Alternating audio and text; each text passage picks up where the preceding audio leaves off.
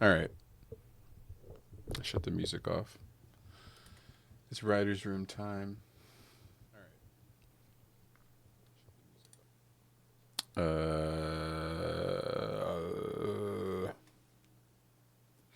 have to let that pass, otherwise there'll be a loop. God damn. I was joking on Instagram today when I said, "What is the fucking point anyway?" I was in a little bit of a bad mood, so I thought I would throw that in there for the lulz. But life really just kicks you in the balls for no reason. Just getting older fucking sucks. Problems are so much more complicated than they used to be.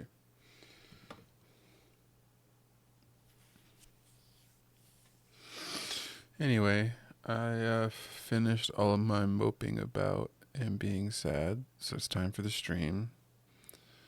Starting a little late. I did say 10ish on my story, so it is 10ish. We'll see if Matt and Junior stop by, but if not, hey, we love them. They're saints. So yeah, tonight's big topic is going to be web series v short film. Which one makes more sense? I was talking about it with a buddy of mine at improv, and I made a point that I didn't even realize made as much sense as it did when I made it when I was talking. But I figured it would be a cool thing to talk about on this week's episode. I think we're probably going to do a pretty short one this week. I'm probably going to dip out after an hour or two. And that might be the new thing going forward because I think these marathon streams are kind of hard for people to watch. And as much as I like getting my Twitch hours up, I don't think I'm making affiliate anytime soon. So I don't really see the point in chasing that dragon. So I might scale back how long the shows are going to be going forward. I might just do like a 10 to 12, 10 to 1, cap it at that. I think anything longer than 2 hours is probably way too fucking long. And yeah, if you want to keep hanging with us after the show, if we're going to be in the Discord doing stuff or goofing off, you can always join and we'll always have fun. But I think going forward, I'm going to keep the show shorter. That's an executive decision I'm coming up with right now, but I'm going to stick to it.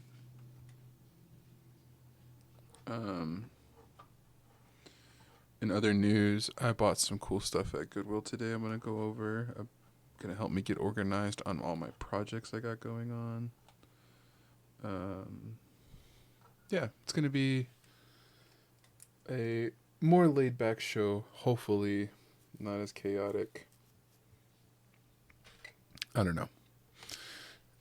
Last time I talked to you guys, I was making an animation for the whole show. I called it, once I rendered it out, Matt Planet.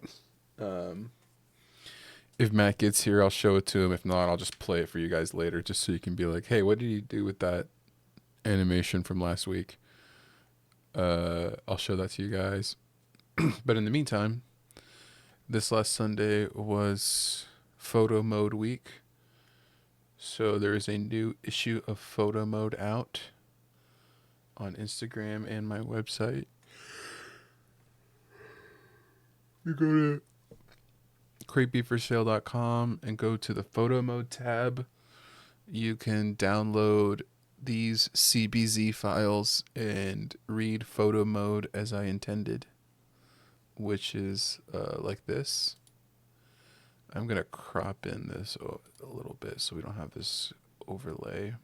Not overlay, but like, you guys don't need this top part. I just want the comic.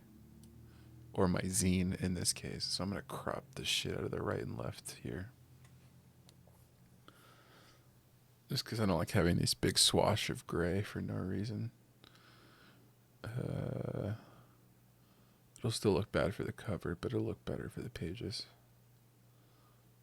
And then let's see. It's going to be like 165. Left. 165. 6.5. There we go. That's a cleaner way to do it. You can even make it bigger.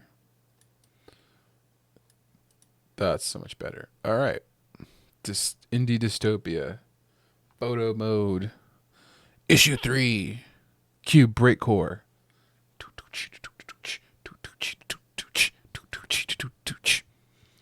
Okay, this first game was Roller Drome.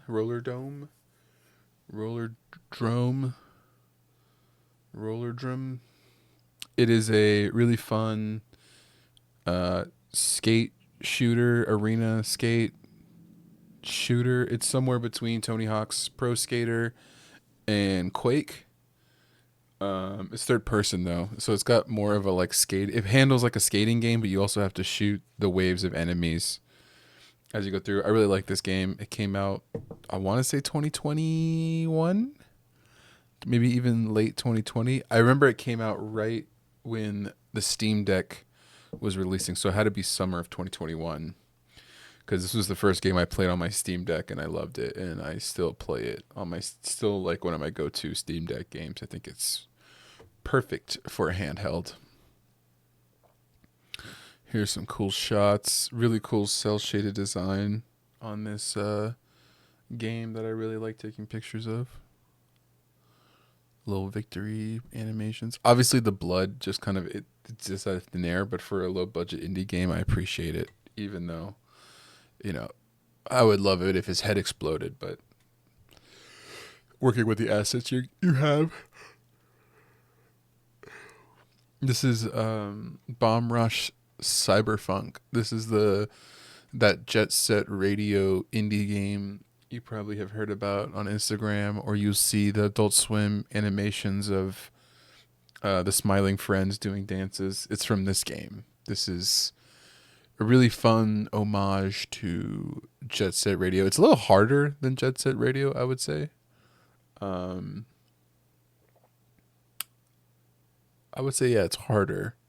I guess once you get the graffiti mechanics down, it's pretty cool. The goal for people who've never played it is, or Jet Set Radio, or either one, is to take over territories via graffiti and then fight the boss of that area in like a skate off sort of situation. And the cool thing about this game is that there also are boss fights. So this character right here was like the first mini boss, which was fun. Here's part of the boss fight where I spray painted a bunch of guys with a combo. Again, really cool cell shaded design. The art in that game is really top notch. Music is also really good. The gameplay is a little bit lacking, but I think for as cool as all the art is, it's fine. Shit. Sorry guys, I haven't eaten today. I'm pretty tired.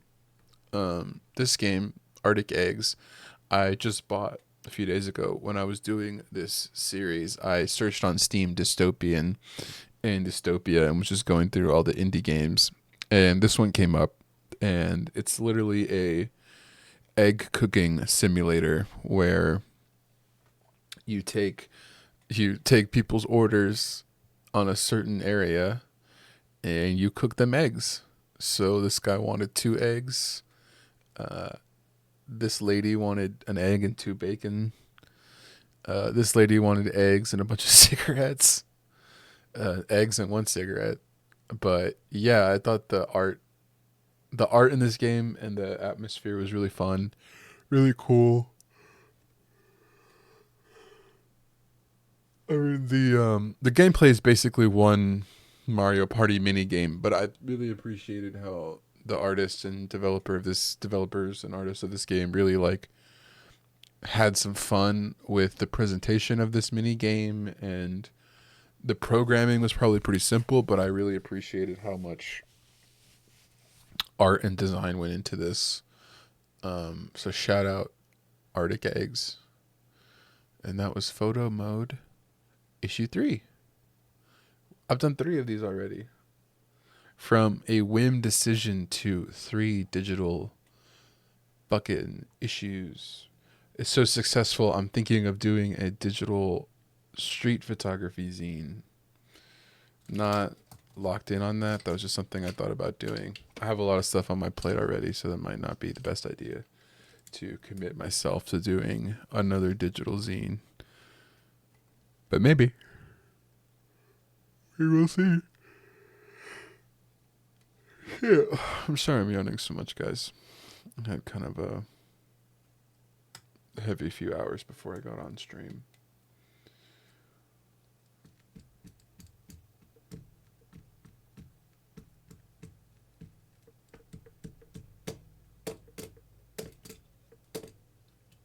Well, riveting, huh? I kind of want to wait until I get into the groove of things to start talking about my web series. Basically, what I'm attempting to do is start building my first intellectual property, my first character, my first venture into the world of creator-owned content, media, IP-ness. IP-ness. I got myself with that one. IP-ness.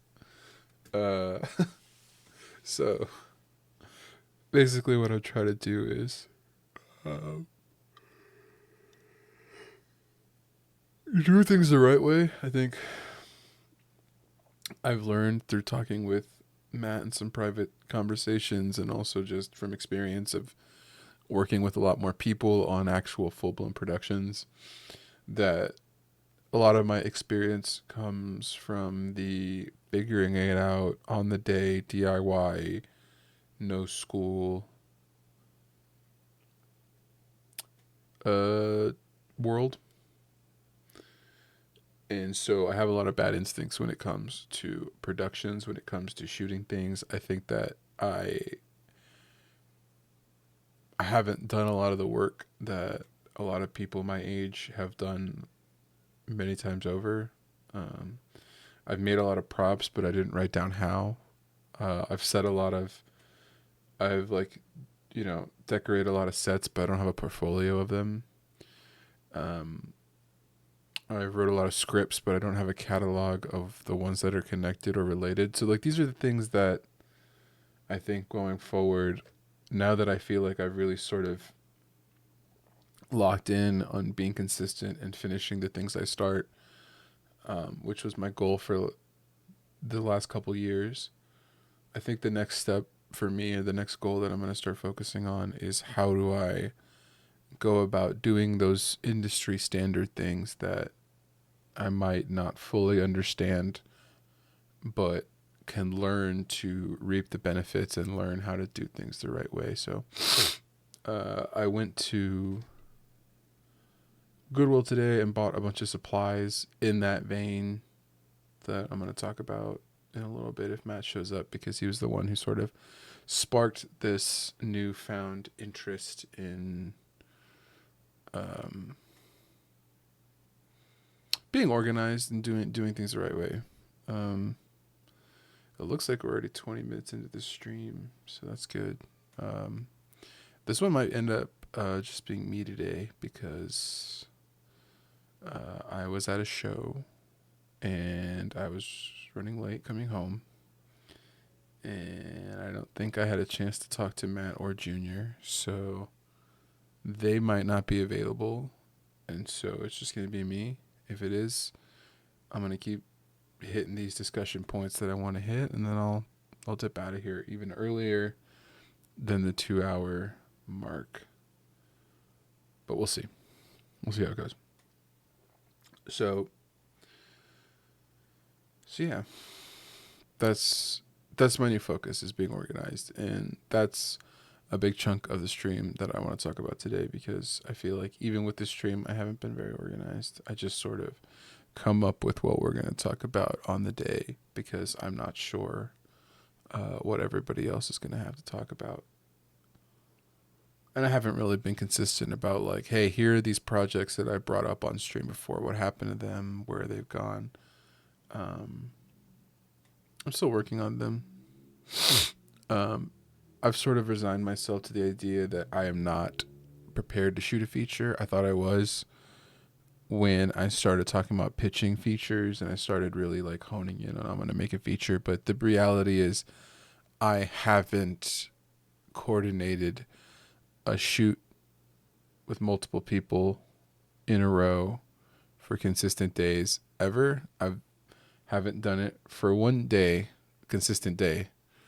I've almost barely done it for a few hours, right? I've almost barely run a set for a few hours, and I've almost barely run a production for a few hours. So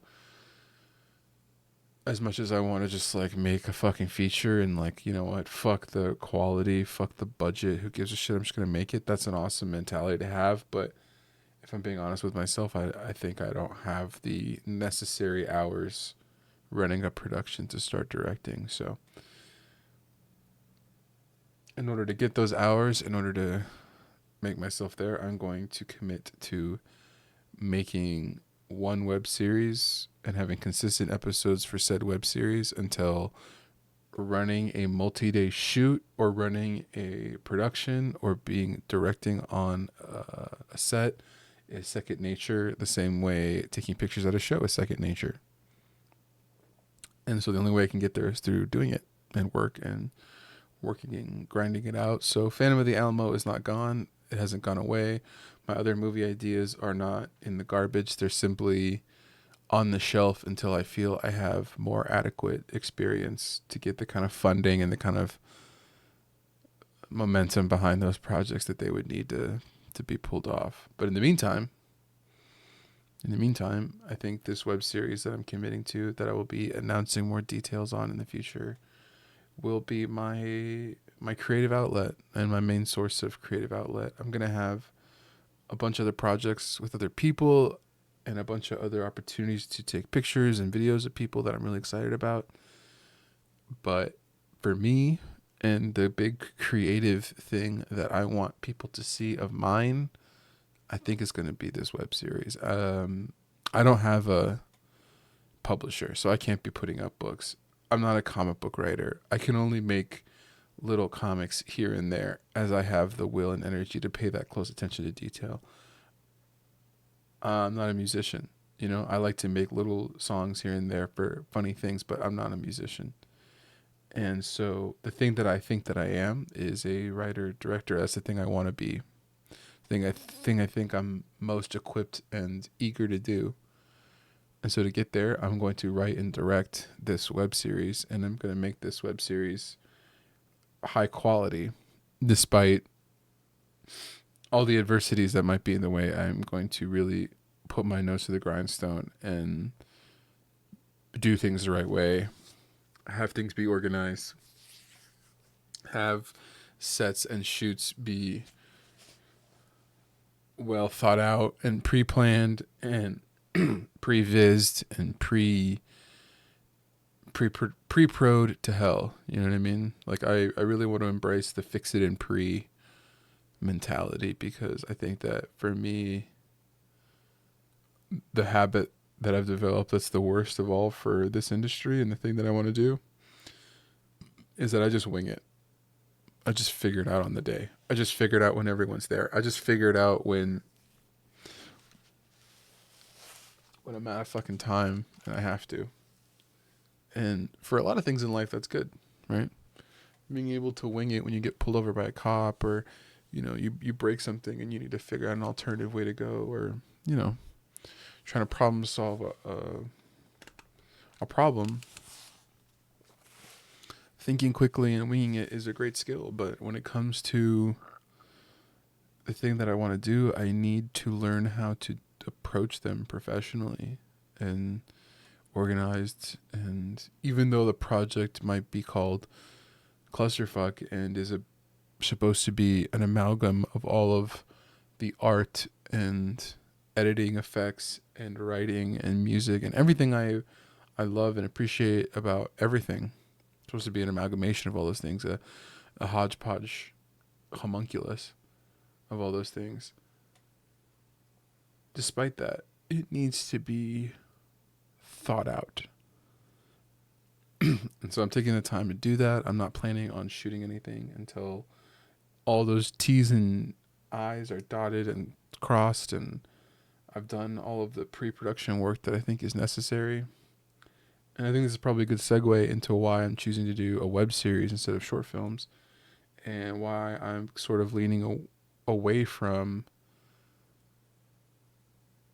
the short film sort of circuit, the festival circuit, the submitting your short films to circuit to events and getting it screened at places. I have nothing but respect for people that do that, for people who want to tell short films and short stories. I've done it a few times. I don't think it suits what I'm good at. And here's why. If you're a fan of what I do, if you're a fan of the things that I like to do, you're going to like what I do. And if you're not a fan, it's going to piss you off. It's going to bother you. It's not going to make sense. It's going to be hard to follow. All those things, all the criticisms I've gotten a million times. And I think that I've tried so hard to bend myself to fit into those film festival circuits, those people who get really popular doing those fucking like circuits and stuff. Oh, hey, Matt. What's up, motherfucker? I was just literally talking about why I think, for me, web series are better option than short films. Oh, interesting. Because basically what I was saying is I don't think short films suit what I like to do. Because as much as I like to make something that's under 5 minutes, and as much as I love to like get experimental and weird, I feel like short films are better suited for people that are like, here's my story, boom. Here's my plot, boom. It's easy to follow. The people watching it get like a big, like a conclusion, or like there's something like a good hook and like a good arc. And I'm not so good at those things. Like that's kind of where I struggle. And that's why my stuff works better with like more time, because I can like sort of get people used to a style, get people used to a way of doing things. Like even with this stream, when I first started doing it, I didn't really know what I was doing. And I sort of developed this look and feel that I like now. And I think the people that like it really like it. And I think it took me having to do the same thing over and over again to get good at it. Because I think that I'm someone who really thrives off like repetition. And so I think that like a web series is good for me. A narrative web series is good for me because now I'm doing narratives, but I'm not changing styles. I'm not changing characters. I'm not doing a whole new genre and costume. And you know what I mean? I'm staying consistent in the same narrative arc, but just adding more and more and more and more to it. And then that lets me, in the way that I learn how to grow, by the 12th episode of Clusterfuck, it'll be way better than the first episode, right? Because I'll have honed what I wanted it to be, how I want it to pace, all that kind of stuff. So that's why I was saying, like, I think for certain types of creative people like myself, I think it's better to not chase the dragon of being like a film festival darling. Because some people are going to have that skill set. Some people are really good at making short films, but it might not be for you, and that's okay. And that's sort of what I was getting at. Is like some of us might learn better doing a different form of short narratives. Yeah, I mean, it really just depends, like, on on the type of stories you want to tell, or what kind of thing you want to do. Like if you want to do a contained, narrative, or an experimental film, or a documentary, or I mean, a short can be like pretty much anything you want it to be, but it exists, within its own means. Mm-hmm. So, but I mean, a short doesn't even have to be 5 minutes. I mean, short films go all the way up to 45 minutes Oh in yeah, length. for sure. I guess I was talking So, about where the level I think that I'm at right now as a filmmaker, which is like the 5 minute film festivals, like submitting to those. Like that's to me is where I think I should be aiming for right now with the things I'm making right now. And it has been what I had been aiming for, right? Like last year I made Do Wallflowers Will, and the year before that I made or a few years before that I made like The Bagman for another short film festival. So I feel like I had been chasing the like make a 5 minute short and blow everyone's minds like high or like goal, but I feel like I had gotten so myopically focused.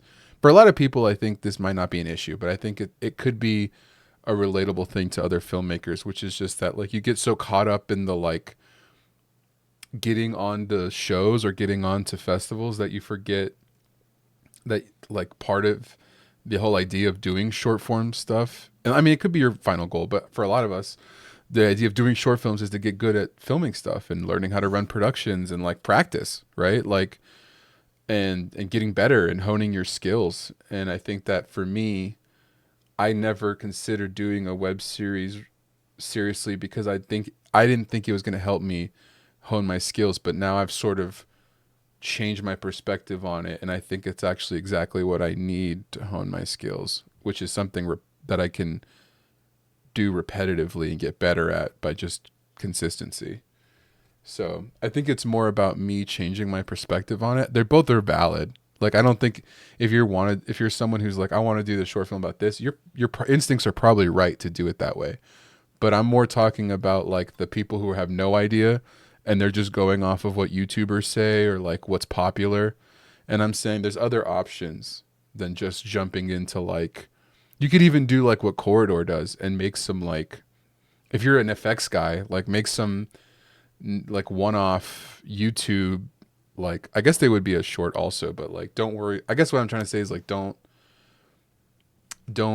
pigeonhole yourself if you feel like you're one type of filmmaker that I'm not going to make other stuff. Sometimes that other stuff can really help you learn and grow. So that was sort of my like thought experiment that I was messing around with in my head the last couple of days because I had this conversation with a friend of mine at improv and it's just like stuck with me in my head about like, well, what is the more like better option for me specifically when it comes to presenting my ideas or presenting my art and my creative flow and my creative style, because just posting random reels that were totally just random nonsense that freaked people out for 30 seconds was really fun, and I feel like I learned how to do effects from that, but I outgrew it. You know what I mean? It's not I can't do that forever. It got boring, right? And so I think the logical next step was, oh, okay, I'm going to make horror movies, but I didn't know how.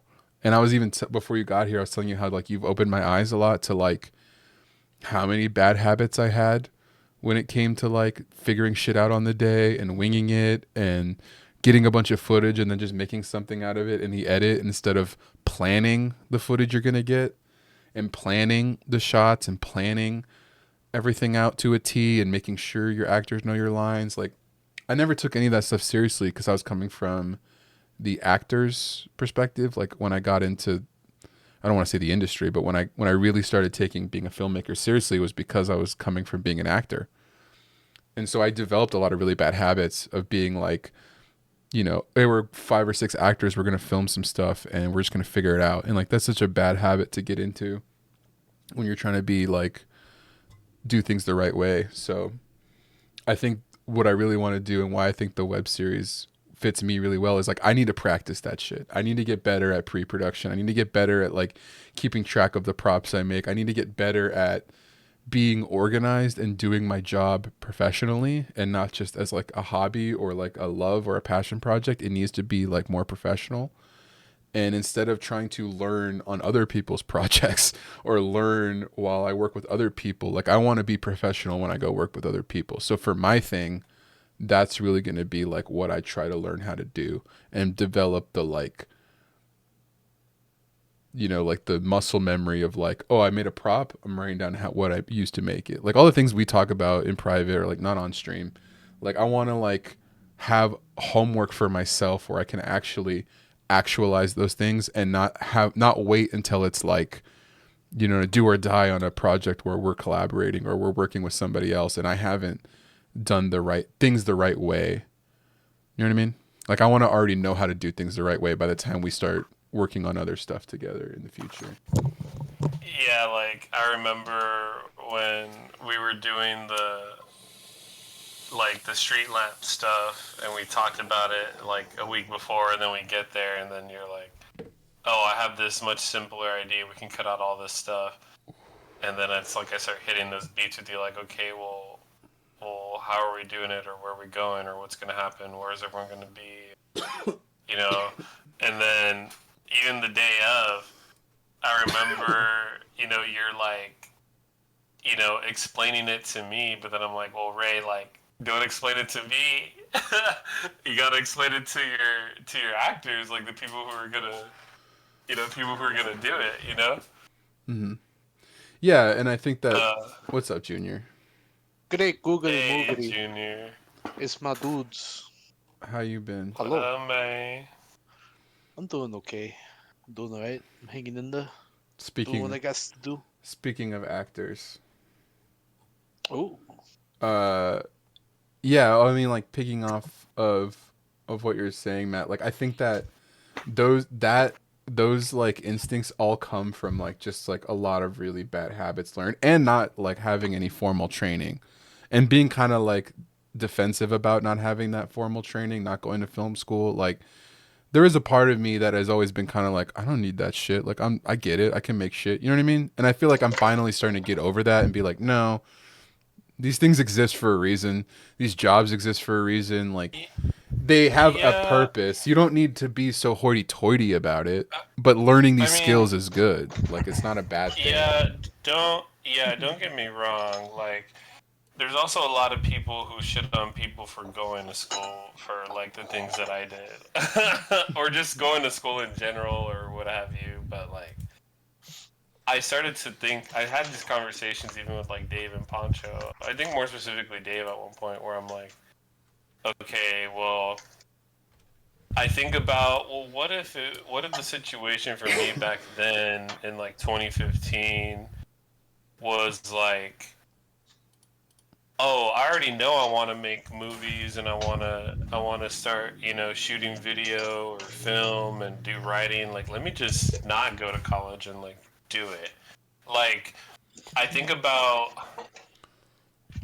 people that I saw back then, especially in the music community back, when I was in high school, like even growing up here, like there wasn't a whole lot of, you could say, mad cinematics or creepy for sales going around during those times. And then I think about the access also that I didn't have to like technology Mm-hmm. or resources or information really. Like nobody from my family, you know, got,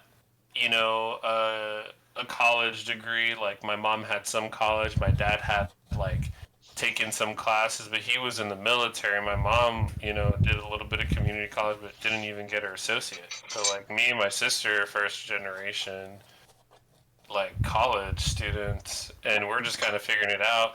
Nobody in my whole family, did stuff for film or writing or anything like that either. So like I really had no basis, which is what motivated me to go to school. But then I think like, what if it was that I decided to like just kind of throw myself into that or try to do stuff on my phone even back then or figure it out. But dude, like there's so many things that I didn't take into consideration that when I got back and finished school and then started going to shows post pandemic at Pink Zeppelin, where it was like I already had such a solid foundation of knowledge to know like where to start, what to do, how to set up my camera, how to offload footage and stuff, that it was like, oh wow, like I'm actually like doing the things that I learned and that I was like taught and that I got shown, and like all these aspects of production that are just kind of like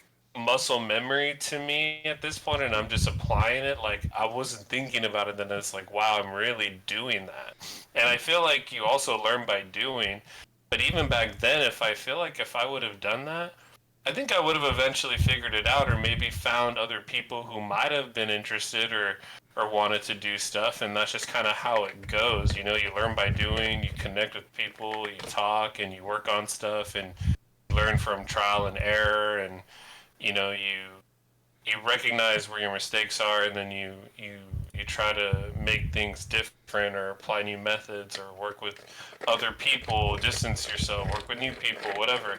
And it's like, I don't know where I would have ended up if I would have decided to not go to school, but I will say, like, having gone to college and doing all that, like, it did give me such a strong foundation, but it also put me into those pockets of people who were like me, who wanted to do film and who wanted to do writing and who wanted to make stuff and things like that too. So community is also super important, you know, the communal aspect, as well as trial and error, learning by doing, and then just giving yourself that knowledge and that insight to like your specific type of like world. Because you even said like working with this, it's like, you know, I want to do set design and I want to do props. Well, now there's like a whole other part of art department stuff where like, yeah, you know, I'm kind of giving you some insight and little things on like what on how you can kind of do it and apply it for your process or whatever. But ultimately, even the way some things that work in our department, I might even be lacking some knowledge in because I've also never really led in art department as well, you know, so I'm still learning, you know what I mean? And even after going to school and doing all this, it's like we're studious. Like we have to be studious and have to be open-minded when it comes to just any part of the process because it's all one big learning experience no matter where you're at. Like no matter how many sets you've been on or how many projects or whatever. I mean, some people definitely like to boast or like to kind of keep that, you know, what is it like, prestige or whatever. Show but off, yeah. I don't. Yeah, I don't like to.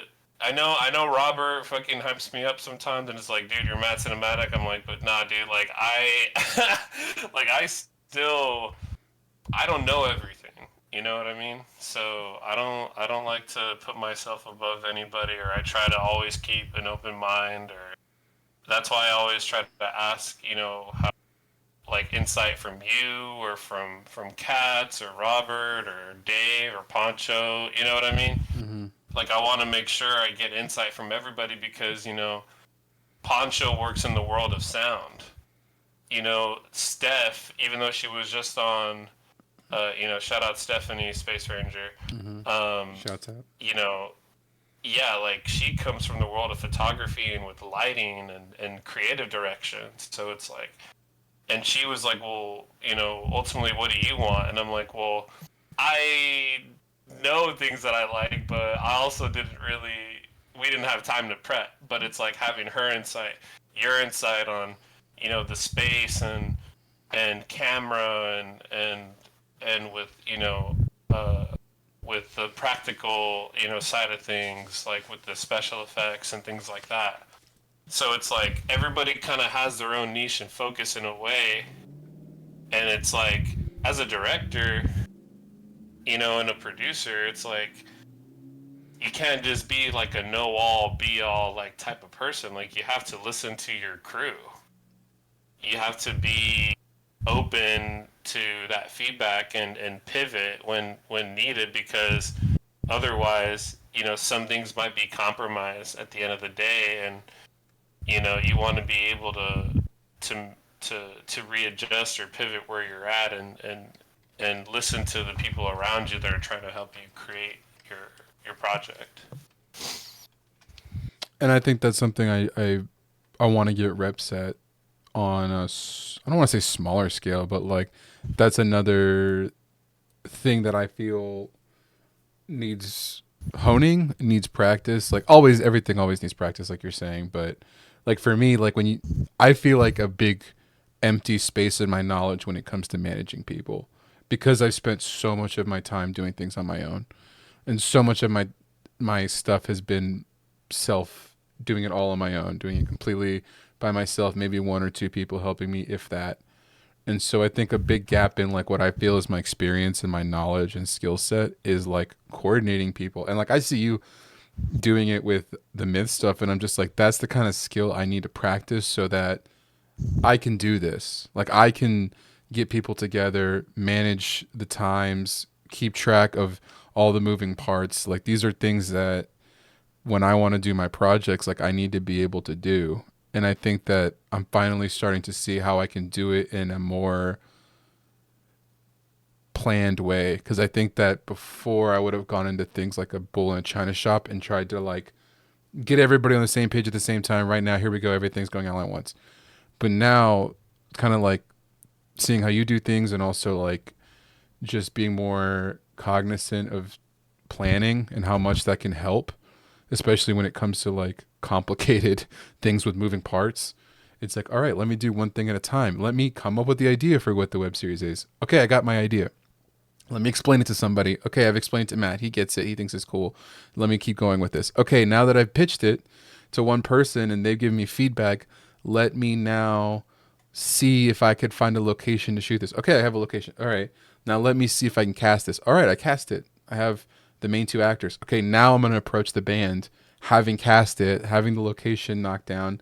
So now when I went to go talk to lease agreement today and I gave them the script, they're like, oh, cool, there's a script.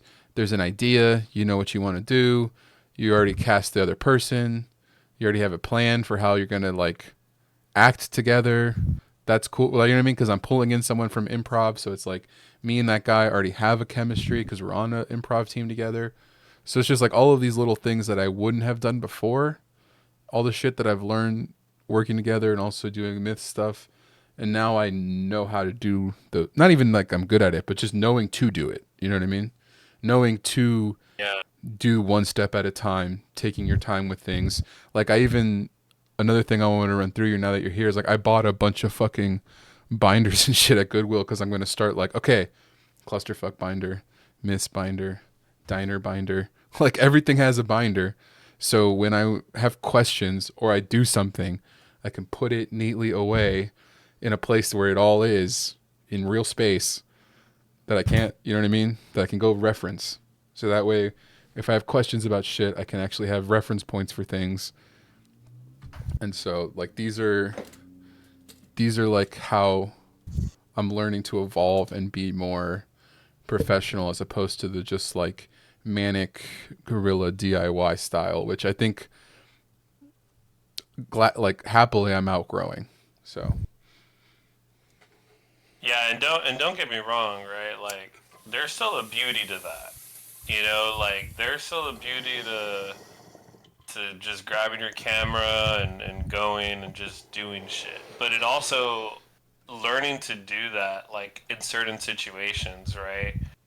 Uncontrolled spaces, pick and choosing your battles, and you know that's something that I learned doing all this stuff with videography. Like, and you know that too. Like, you know, like you've learned that. You know, going to shows and things. You know, so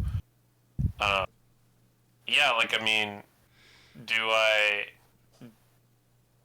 like just because I don't do it as often doesn't mean that I don't enjoy going to just like a random show and like you know shooting stuff, but am I going to do that every weekend anymore? Like no, definitely not. I would prefer, you know, like for like other projects, you know, like creative projects, like you know these productions, these bigger like things that we're trying to do, like short narrative or like web series, like those are the things that you definitely like have to you know, versus like, oh yeah, I'm just gonna go to this show, this event, and take some pictures or shoot some stuff, or you know, because yeah, I very much still enjoy that, but you know, again, it just pick and choosing your battles when it comes to the guerrilla yeah, style. well, I think it also like they complement each other, right? Like you can always do stuff that's on the day thought of or whatever, but you can't you can't go back in time and plan. You know what I mean? So like even if you over plan and plans change, that's fine. You still have the reference point. Whereas like you can't show up and be like, "Fuck, what are we doing?" and like Yes. retroactively have a bunch of shit planned out for you. So like it's more so to have like a map so that when you're doing your acting or like when me and my friend are improving and riffing, we know like, wait, what's the next scene we need to shoot? And someone can have a script and be like, we got to get the next piece of dialogue here. It's like, oh yeah, okay, cool. You know what I mean? Because like that's kind of like the speed bumps that really hit people who like to do things the way I do them, or like the people that come from the total novice taught myself through YouTube background. Is there is sort of the tendency to like, let's just do it, and then it's like, wait, what are we doing? You know what I mean? And I feel like Yeah. the let's just do it needs to be complemented with the here's what we should do, so that they can be presented together. I mean, Junior knows this. If we just showed up to his house on Sunday and we're like, "All right, Junior, what's the game? What are we doing?" You're like, "Oh, I didn't prepare anything. I'm just figure it out. Well, So roll something." okay, wait, no, wait. Okay, look. I'm not gonna lie. Okay, like D&D and story writing is in that aspect and that headspace is not even close to any of the shit that y'all are talking about. Reason why is because take our last game, right? That shit was dope, right? Mm-hmm. I had nothing planned. um, You had a now fight. here's I had a fight and I had a basis idea of, oh hey, I want to have this big I character want to moment kill the with wolf. yeah. Whoa, you did want to Like, kill the wolf. like, Well, yeah, because like I'll put it to you this way: the only big character moment I had planned for was with Leon, right? And that's the beauty of D&D. Everybody got their moment, right? Because everybody pitched in at that time because everybody was in the shit, and that was the beauty of it.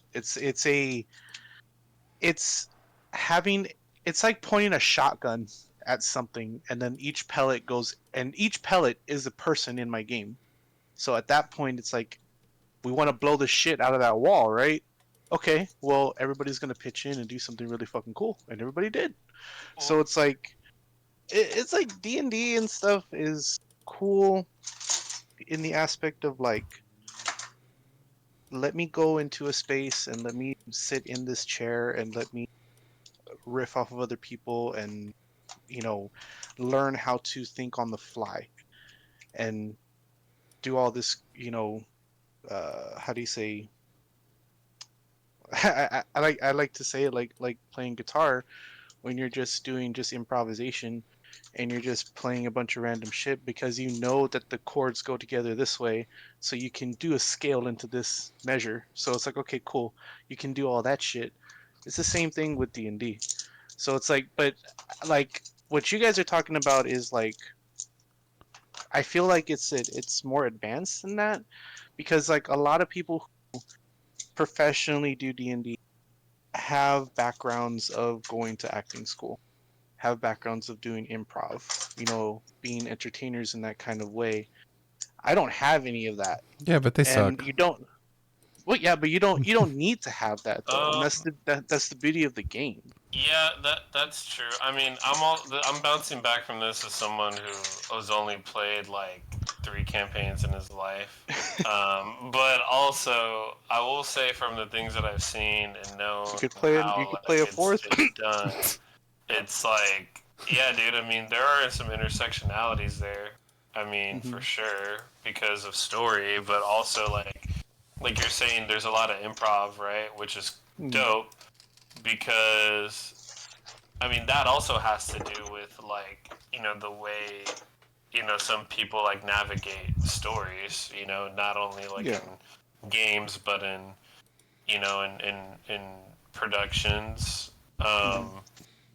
But also just how even though it may not be that like this advanced to like a degree with like a short narrative or like a web series or anything like that, like Mhm. you yourself as like the DM are also like, even though you're not doing extensive like pre-production, you're Mhm. doing some sort of like kind of outlining like your beat, or like at least kind of taking those notes of things that you might want to do or try out, or like you're saying this specific battle sequence, right? Like this. So it's like, yeah, you're kind of mapping it in a way, loosely outline it, which is a form of pre-production, but like you're not doing it like so extensively, because a part of the fun of the game is that, bless you. Thank you. That's Sorry. A part of the fun is, that, yeah, like you are able to kind of riff off of people, or like, Yeah, because like some DMs, traditional DMs will have like, and I would say like in the older editions, a lot of old heads would have like their narrative laid out, or they would follow a booklet, which was like a pre-made campaign, which is nothing wrong with that. But like when like come like this new generation of players and DMs and stuff, it brought out a lot of not just people who like to play the game, but a lot of people to story write. So you had this whole wave of like this new mindset of people who want to step into the space but don't want to be constrained to a lot of pre-planned stuff, So I used to be that type where I was like, okay, everything's got to be planned. I got to do this, I got to do that. And next thing you know, I used to have like a chart of like all the different possibilities of what a player could do, and then they would just do something else, and then it wouldn't work, So I would get frustrated in the beginning, but then like now I do what I call the sandbox. It's like, all right, I have an outline where we want to go. These are the borders. Players can sit in those borders, throw around the sand wherever the fuck they want. And then from that point, I'm like, okay, cool. Let's do this. Let's build this sandcastle. Let's make a path this way. Let's do that. Now, it's not going to end up in the same outcome because it's based on player, decision. But it's like, I guess you're right. Like it has to do with some kind of, at least this. What I used to do was a lot of pre-planned stuff, but now it's like it's a lot more improv, loosey-goosey stuff, because it's like, well, first I just ain't got the time. Second of all, it's a lot of like, it comes more from an aspect of I want everybody to have a moment and to have a cool moment in D&D. May not be for every session, but when it hits, and I just want to have everybody have fun, But in a writer sense, if it makes sense, it's like the gaps that I leave for things that have to do with D&D show me where I need to improve as far as like my story writing for things that have nothing to do with D&D. It's like I can't just make a bare bones story with no outline or direction, because it's just going to shotgun everywhere. When it comes to things that I have to focus on, like things like that, like show me where I need to improve, in other aspects of my creativeness, rather than just being how do you say, complacent in where I am, So it's like, I don't know if I ever go to school for this shit. I would like to, but come what may. But in the meantime, at least I can try to better myself as far as like how to do things, Sorry, I'm yammering. Boy just keeps yapping. I keep yapping. Tell me to shut up if you leave me to down. I'm just kidding. Damn it! I don't like being on the soapbox for too long. You guys gotta take me off once in a while. No, you're fine. I was doing something, so I needed you to keep talking. Get off the box. Go to your corner. Think about what you've done. I'm just here washing dishes, so I'm just like, ah. I know, this boy keeps clunking and clanking around. I'm sorry, is it that noticeable? Yes. No, I'm just kidding. It is. Fuck, I'm sorry. I'm so sorry. Yeah, Ray, I think you it's didn't funny, have to say though. yes. I just found it funny. That's why I just let you keep doing We it. could have just it's left bad, I'll Junior mute in myself. suspense. I'm so sorry. You're okay. Fuck. You know what to do. Oh my god. Break all Now your I'm gonna be all dishes. self-conscious. Smash them all. I should actually. No, I'm I kidding. hate having so many dishes. So, No, but Edward asked me what I'm talking about for lease agreement, and the thing I'm talking about is this. I don't think you guys can even see this. I don't have my camera on. Oops. oh. In Discord. Here we go. I think I already showed this to Matt Jr., but I don't think I showed you, even though you're in it. Well, I'm in the kitchen. Hold on, let me see. I'm going to my computer. Ugh. I just finished with the dishes. Talk about it. Talk about it. Talk about it. Okay, let me see. Where is it at, Ray? It's in my camera. In the camera. It's the picture that's not me. Well, it is me, but it's not the live view of me. I guess they're both me. I guess they're both. Wait, did you put it in Discord? No, I mean like look at my like open the writer's room voice channel and look at my camera. Look at it. Do you know what I mean? Look at it. Look at it. Look at it.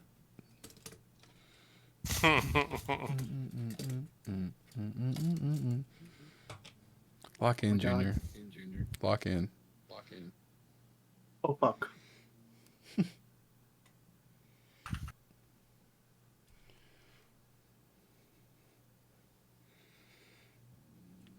Oh. Junior? We lost him. He left. Before he gets back, did you want me to? Oh, never mind. Discord so much. I hate it so fucking much. No, we were just talking shit about you for the second you were gone. I know. I hate it. I hate Discord so fucking much, man. Dude, I can't. If I click on the computer join voice, it doesn't stay connected on my phone. It's like, oh no, because apparently, even though it's all of invincible cables, we have to have only one channel. I fucking swear, I hate Discord. Yep. Ah! Oh, sorry, I'm crashing out. He's having a meltdown. Crashing out. I hate Discord. Discord, fix your shit. Fuck. What were you gonna say, Matt? Yeah, what were you gonna say, Matt? I'm sorry. Oh, I was gonna say before you showed Junior this before he gets back, because I didn't know what time you were gonna get back. I was like, did you want me to show you the myth stuff? Yeah.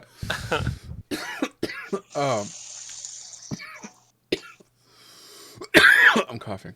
I'll burn through this real quick. There's only 5 pictures, and then we'll watch the stuff.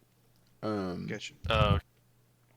I'll just watch, like, they'll just see my reacting to it, though. They won't see what the footage is. They'll just see me being like, oh, damn. But yeah, so the whole reason I was talking about web series this whole episode and why me and Matt were talking about it and all that stuff was because I am reviving my character Clusterfuck. And the title he has, American Superhero. Because I want to make sure people know what... I want to be really obvious with the title so people are like, wait, this is a superhero thing? It's like, yes, it's in the title. This is what you were talking to me about. Yeah, so Junior has already agreed to play basically the kingpin to Clusterfuck's Daredevil Batman character. So he's like an ADHD vigilante, super angst, antisocial, born out of boredom. I have the pilot script that we can read through, which basically like is his origin story. It's going to be the like bit by the radioactive spider episode. And so when I went to see Lease Agreement today, I told him about it because basically my first idea was like, I want to feature a local song. Let me get to that slide. I want to feature a local song in the episode, right? Either as a montage, as a fight scene, like whatever. I want to feature a local song, right? Every episode will have a title that is the same as a song that I really like from a local band. So the first episode is HGH. and the montage is going to be Clusterfuck like assembling his costume and like creating himself basically. And while he's doing that, Lisa Greenman is going to be like miming the song or like playing along to the song like at me. So like Jacoby's going to be like in my ear with a megaphone like doing the song as I like cut things out of paper and like pin things to my mask and stuff.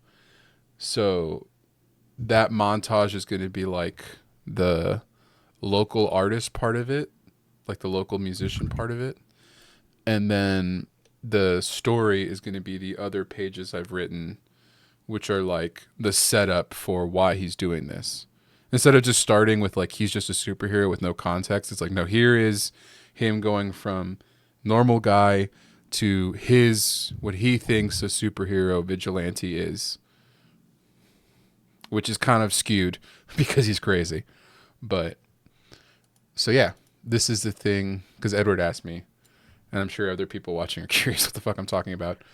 But Let's fucking go. yeah, I showed Lisa Greenman the script. I already gave my friend Joseph, shout out Joseph and the Denials, my improv team. I already gave him a script, so like we're obviously not shooting like anytime soon because we got to finish editing Myths. But I'm getting the ball rolling on everyone getting like their hands on the script, getting their heads around the ideas, because I'm looking to shoot probably not till maybe not even after the wedding, but I want to like get everybody like as much pre-planning time as possible. So we might not even be shooting this till like my birthday times, but even still, I want to make sure like everyone's on the same page. You know what I mean? Especially because it's brand new. Wait, Ray, when's your birthday? December. It's December 2nd. Mm-hmm. So that's what I was saying. Like Okay. it might be a while because I know you have school and like I don't want any pressure on Matt to like have to do anything for this. So he's purely if he's available.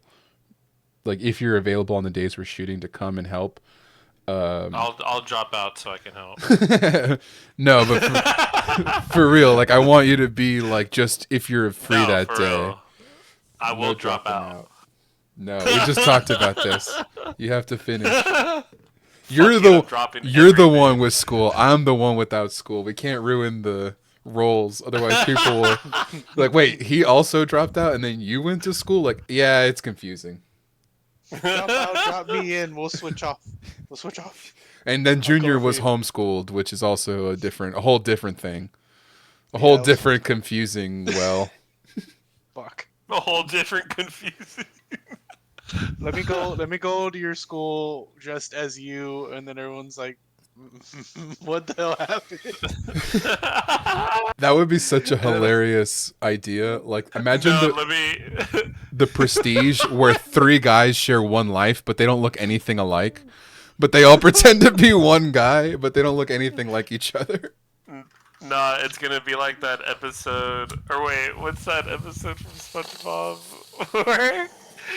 where he's like, yeah, he's right here, and he's like, I'm ready. Oh. You know what I'm talking about? Yeah. I'm ready.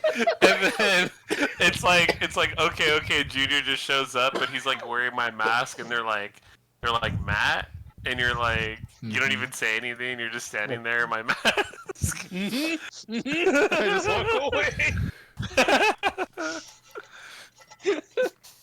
I get stopped by some cops or something. I just pull out your ID. But your idea is you like Matt's mask.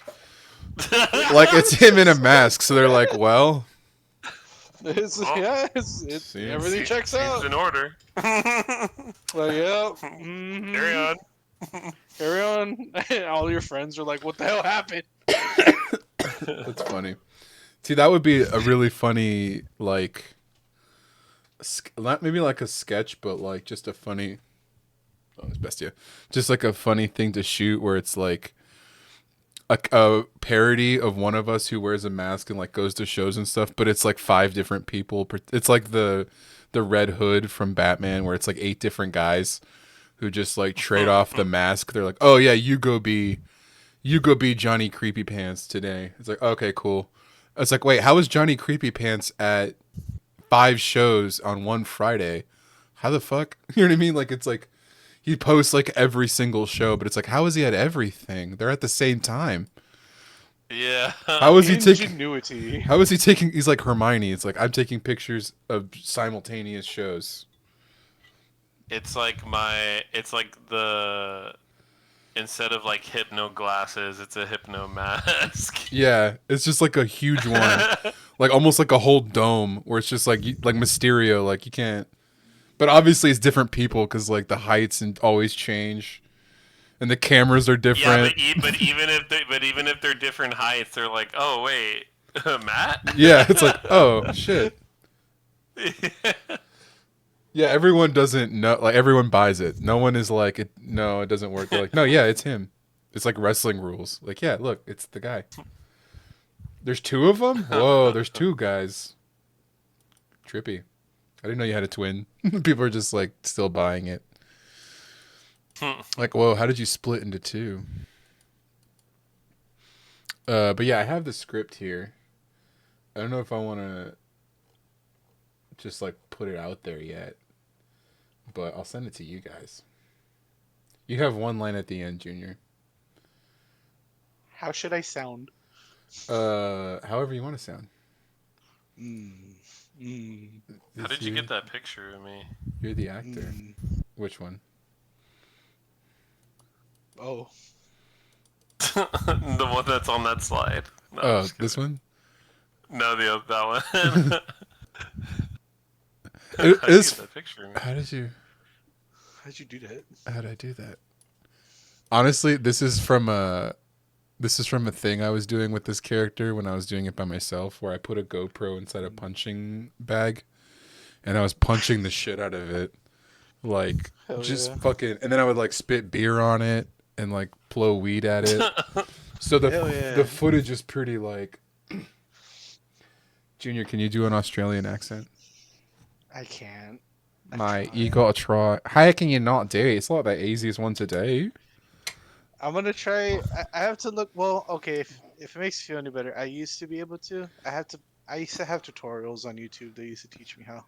So I gotta Teach find me those how to again. Aussie. Teach me how to Aussie. Teach me how to Junior Aussie. Junior be like, I can't, and I'm like, all right, Junior, how about clack now? Now can you do an Australian accent? They're like ching ching ching ching ching. Just a bunch of studio lights. Now, Junior, on the ones and one and a two. I'm just like naked with my underpants on. I was about to ask Junior, did you ever do theater in school? But you were homeschooled, so. I did theater in my head. Like, So Theater in my head. Junior's in his Joker arc. no, Oh, fuck. seriously, I was like, I did. That's the saddest thing ever, I'm dude. just- Theater I'm in just my head. practicing. Theater in my head. Dude, the goth chicks in the theater Movies class in my head. In my mind. No, Matt, you don't understand. Movies in my fucking mind. You understand? The theater chicks in the theater class in my head are so hot, though. It's And all they'll just do- me in a wig. The theater chicks in my head. They're so cool, dude, and they'll do whatever. They're nothing like the Don't do math. whatever I say. They're nothing like the math chicks in my head. Like, dude, the OC chicks that I made. Oh my god!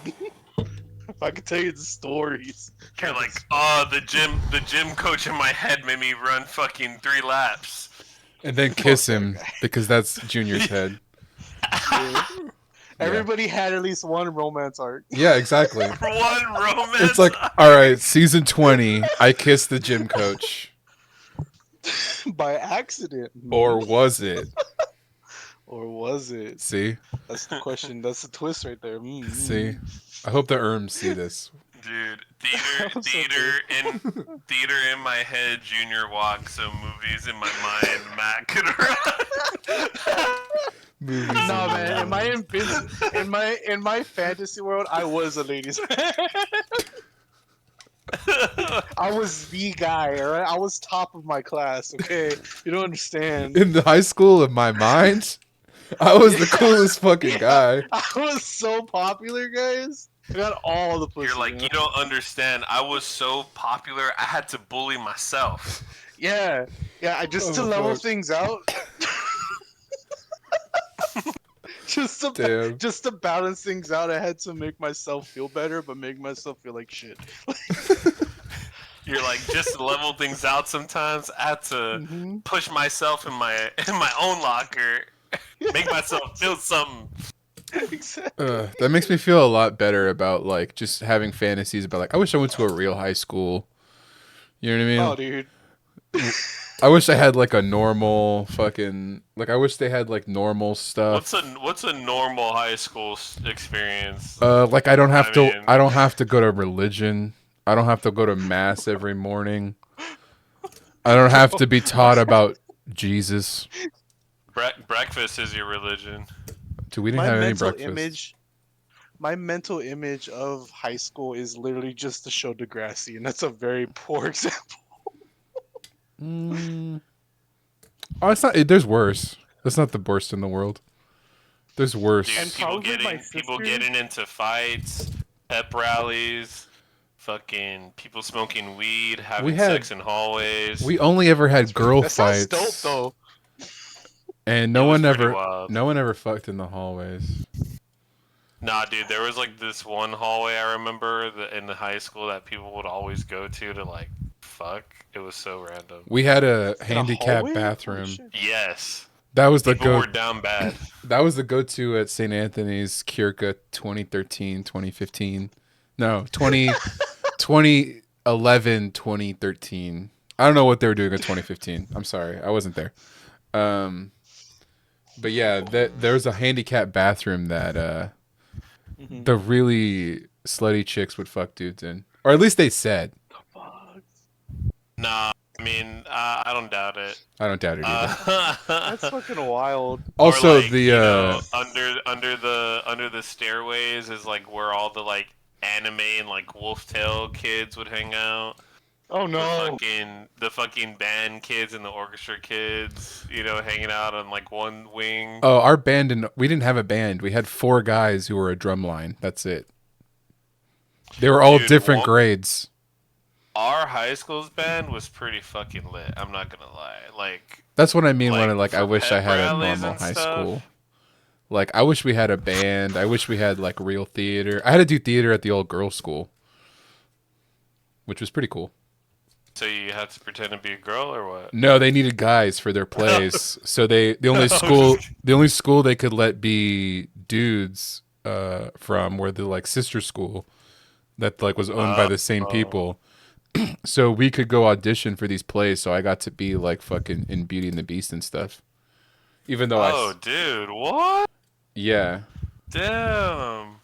So I just got to be in it because there's like how many guys are auditioning? 4, and who's good at acting? One of them. What about the other guy? He's tall. All right, fuck it. Literally, it was just because I was like over 6 feet. They're like, yeah, you kind of look like an adult on stage, I guess. Yeah.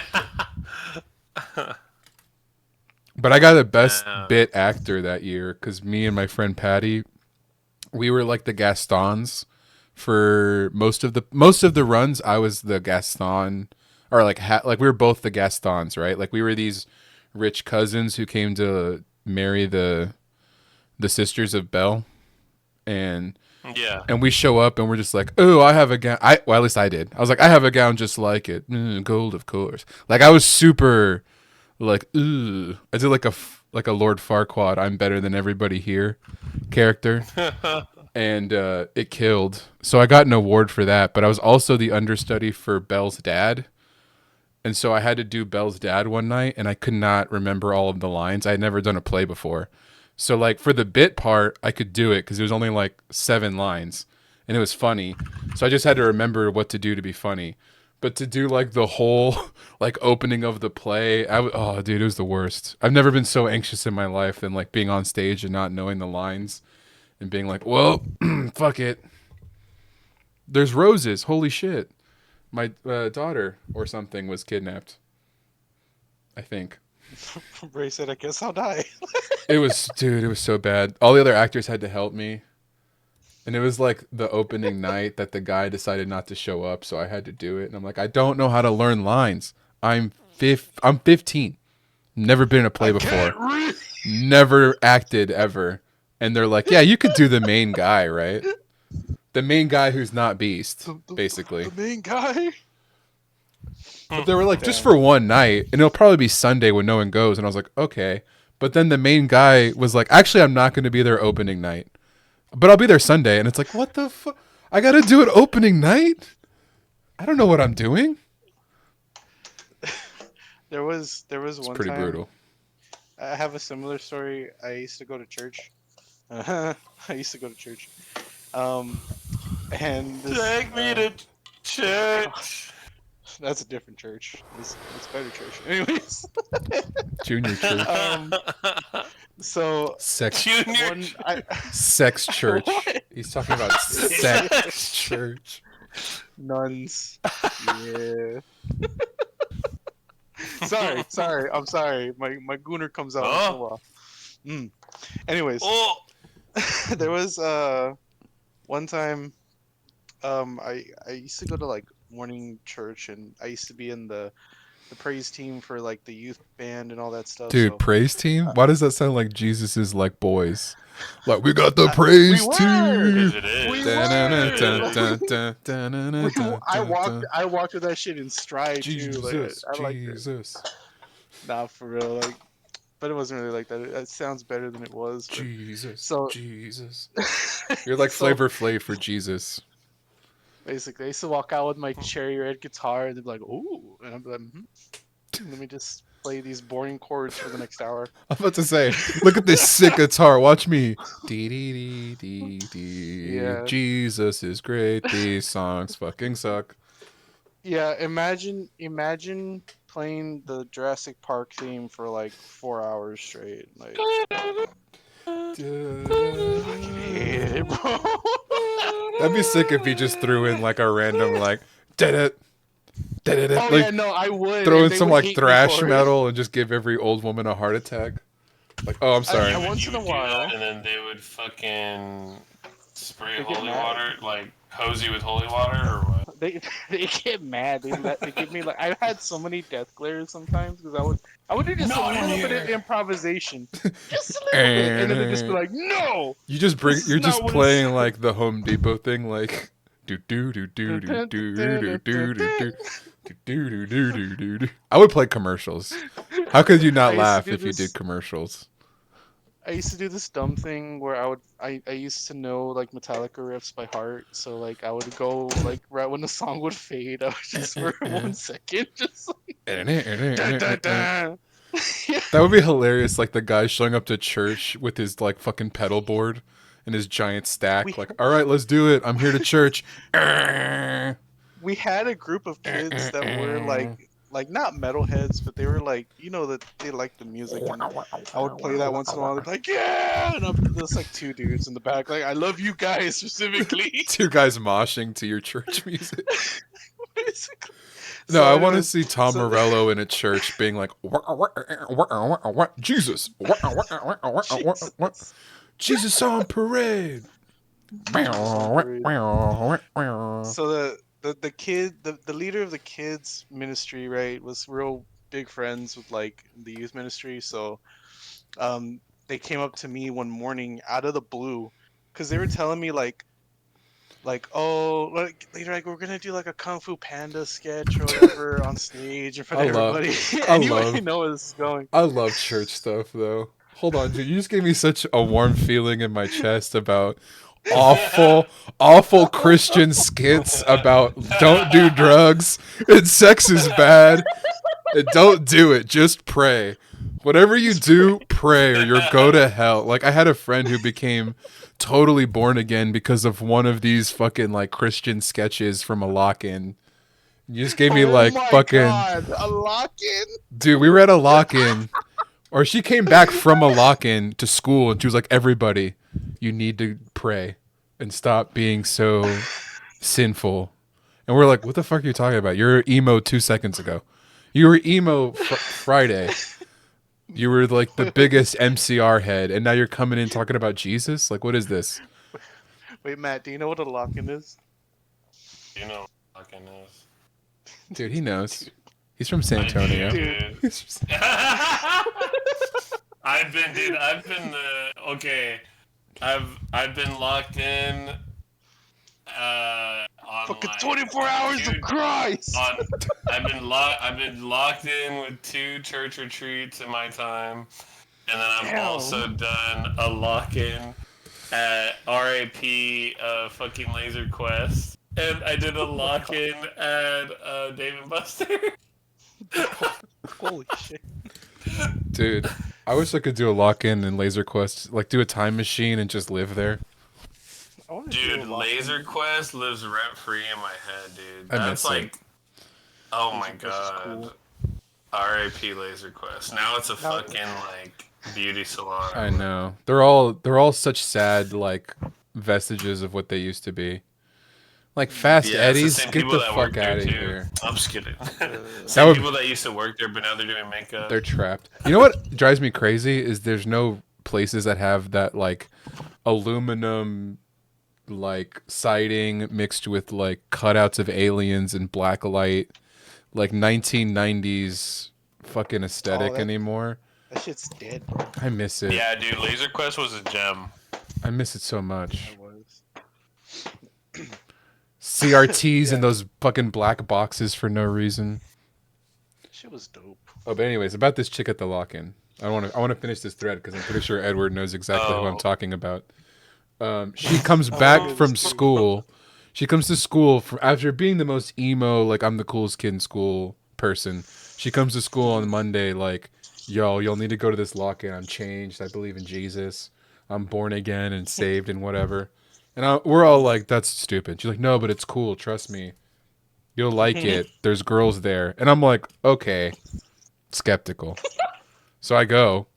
And I see the sketch that changed her because she tells me, like, as it's starting, she's like, you got to see this. And she's like hitting me. Because I'm, I'm a loudmouth atheist since like 5th grade. So she's got to bring the atheist asshole to the lock-in to change him, right? And so we're watching this play. No, bro. And this play is like a girl who got pregnant and then she had an abortion and then she's haunted by her dead baby, basically. That's the gist, right? But it's run by like 14, 15-year-olds being like pillow in the shirt, like, what do I do, Jesus?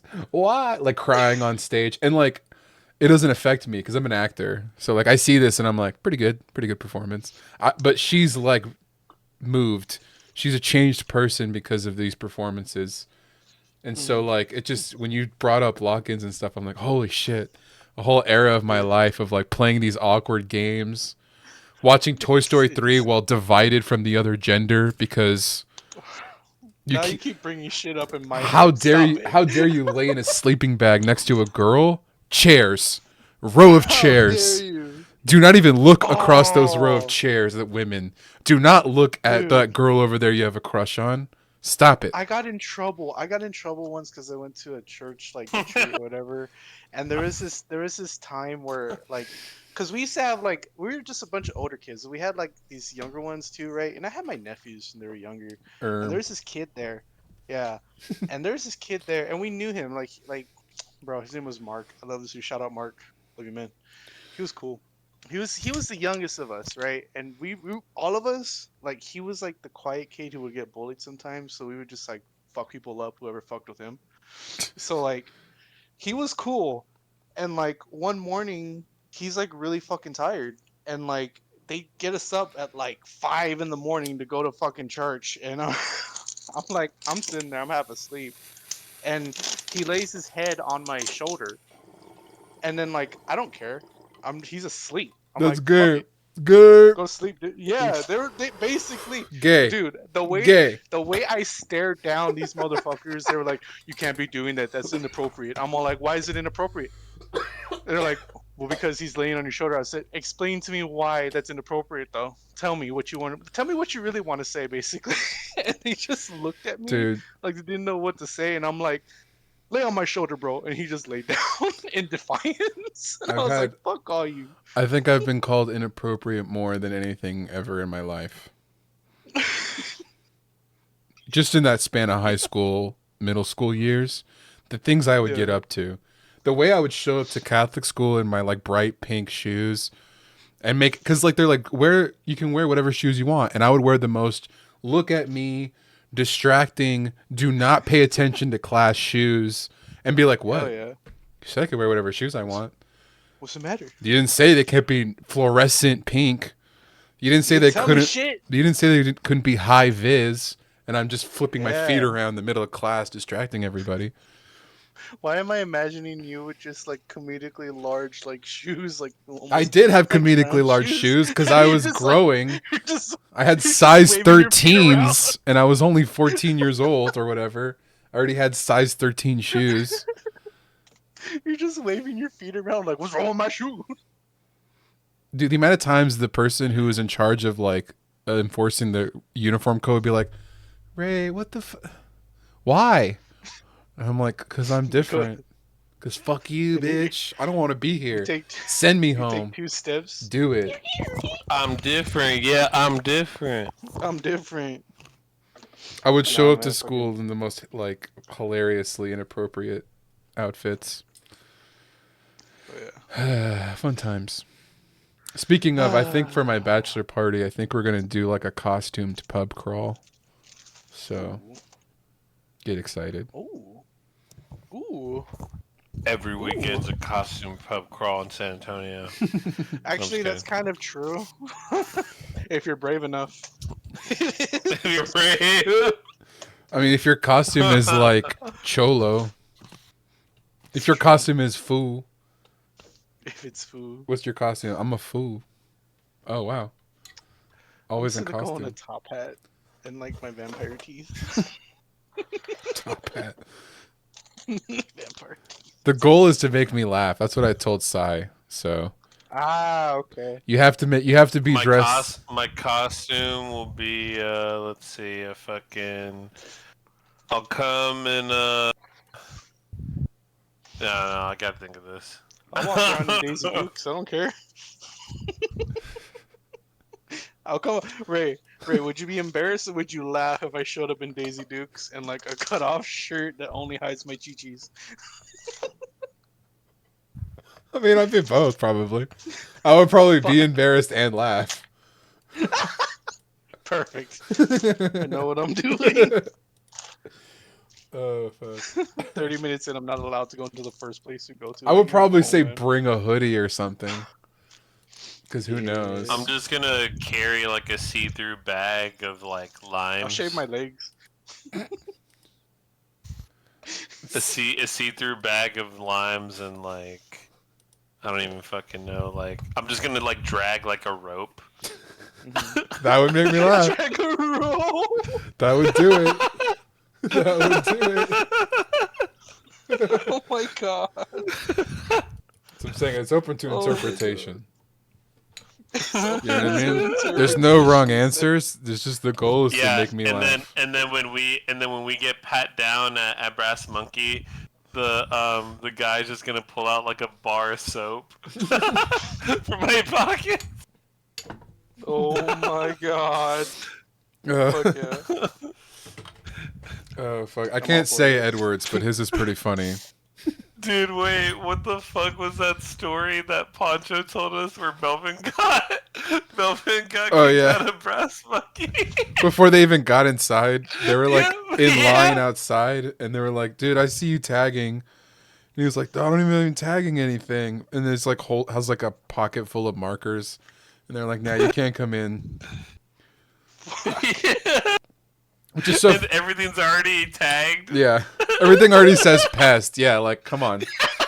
I was. Oh, bro. It's so funny. I was literally just at fucking like Midtown Meetup, I guess it's called. It's the other side of Old Cold Start. You know? Oh yeah. Uh-huh.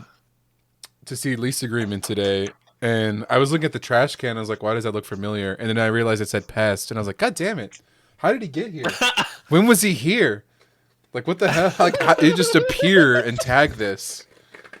I was saying that'd be such. Ow! That'd be such a funny bit of like a running bit. Maybe we could do it in Clusterfuck where like Melvin is just tagging things that are like people as they're standing there, and then you like you walk away. You're like, did he write pest on me? Like in the middle of like having a conversation, he's just like tagging a person, or like tagging someone's face, or like tagging things that are like totally not normal to tag or like hilarious to tag. I mean, really funny bit because he's everywhere. Shout out Oh, Pest. Oh my God. I'll let should I let Junior decide what we watch first? Yeah, you pick Junior. Mm. Since you have no context for any of this. Mm.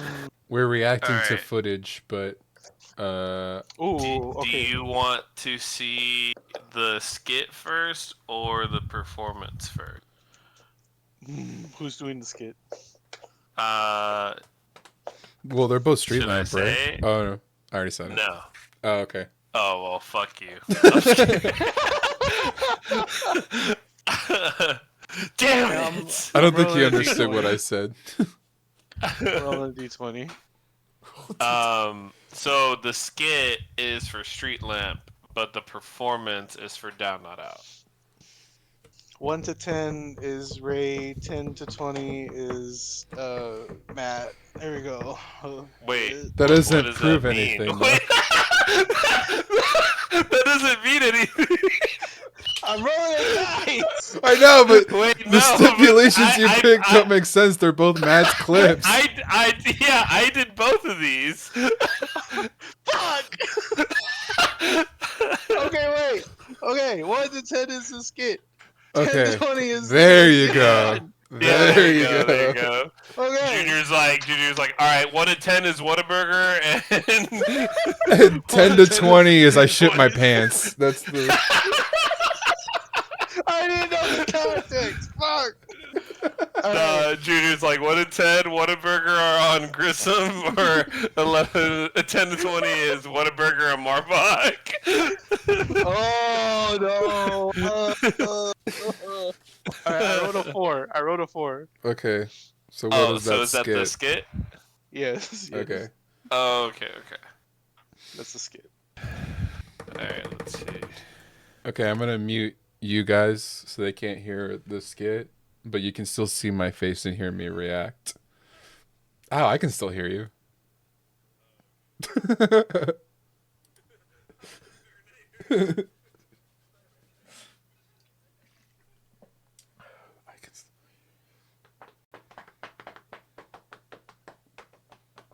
I bought a DVD that was called 8-Minute Buns.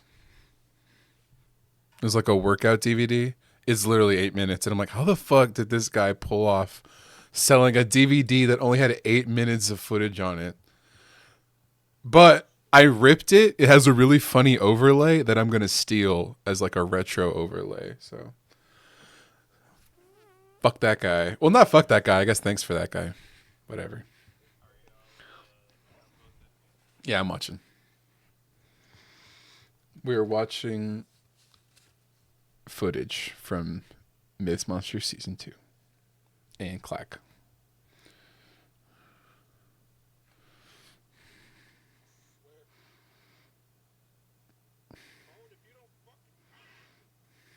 God damn it, you're ruining everything, Junior.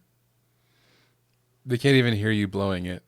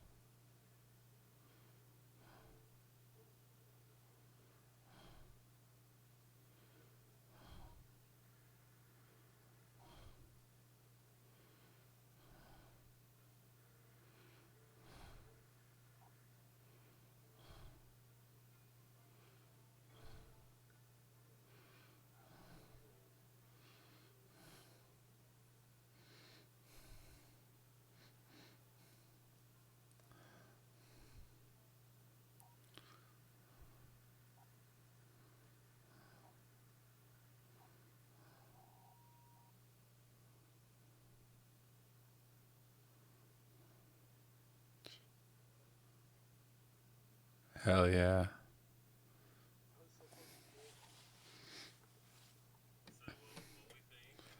I I liked like it. it. Actually, it gives me a lot of cues on how I need to edit the My Pilates one now. I'm like, okay, now that I see,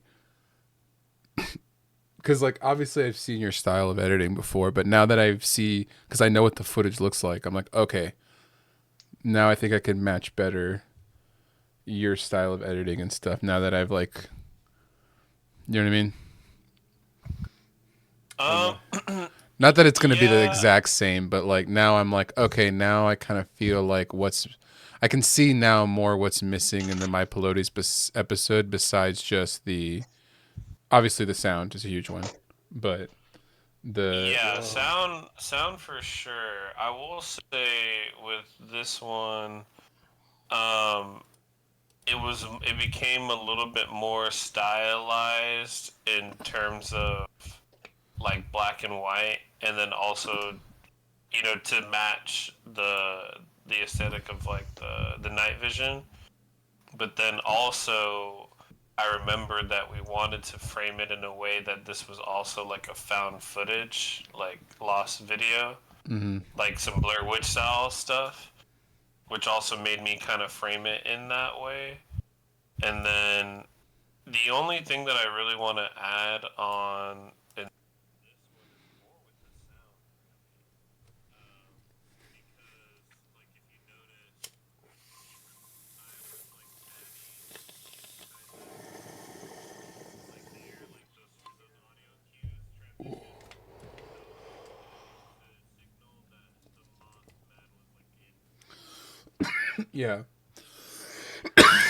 trying to do those audio cues, which I guess I kind of did in the beginning to like show the viewer.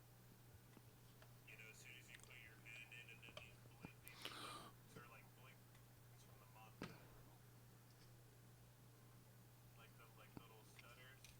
So like even in the beginning, like right here, like where you're at, those like little stutters, those are like blinks.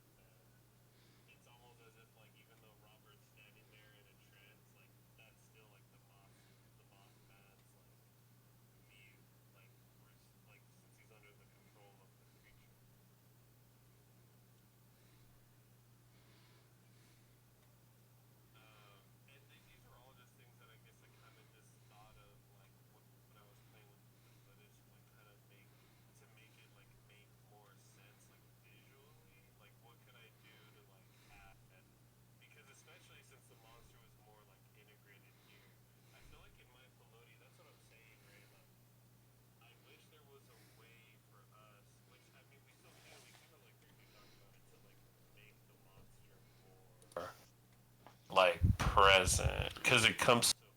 What? I'm gonna unmute you now.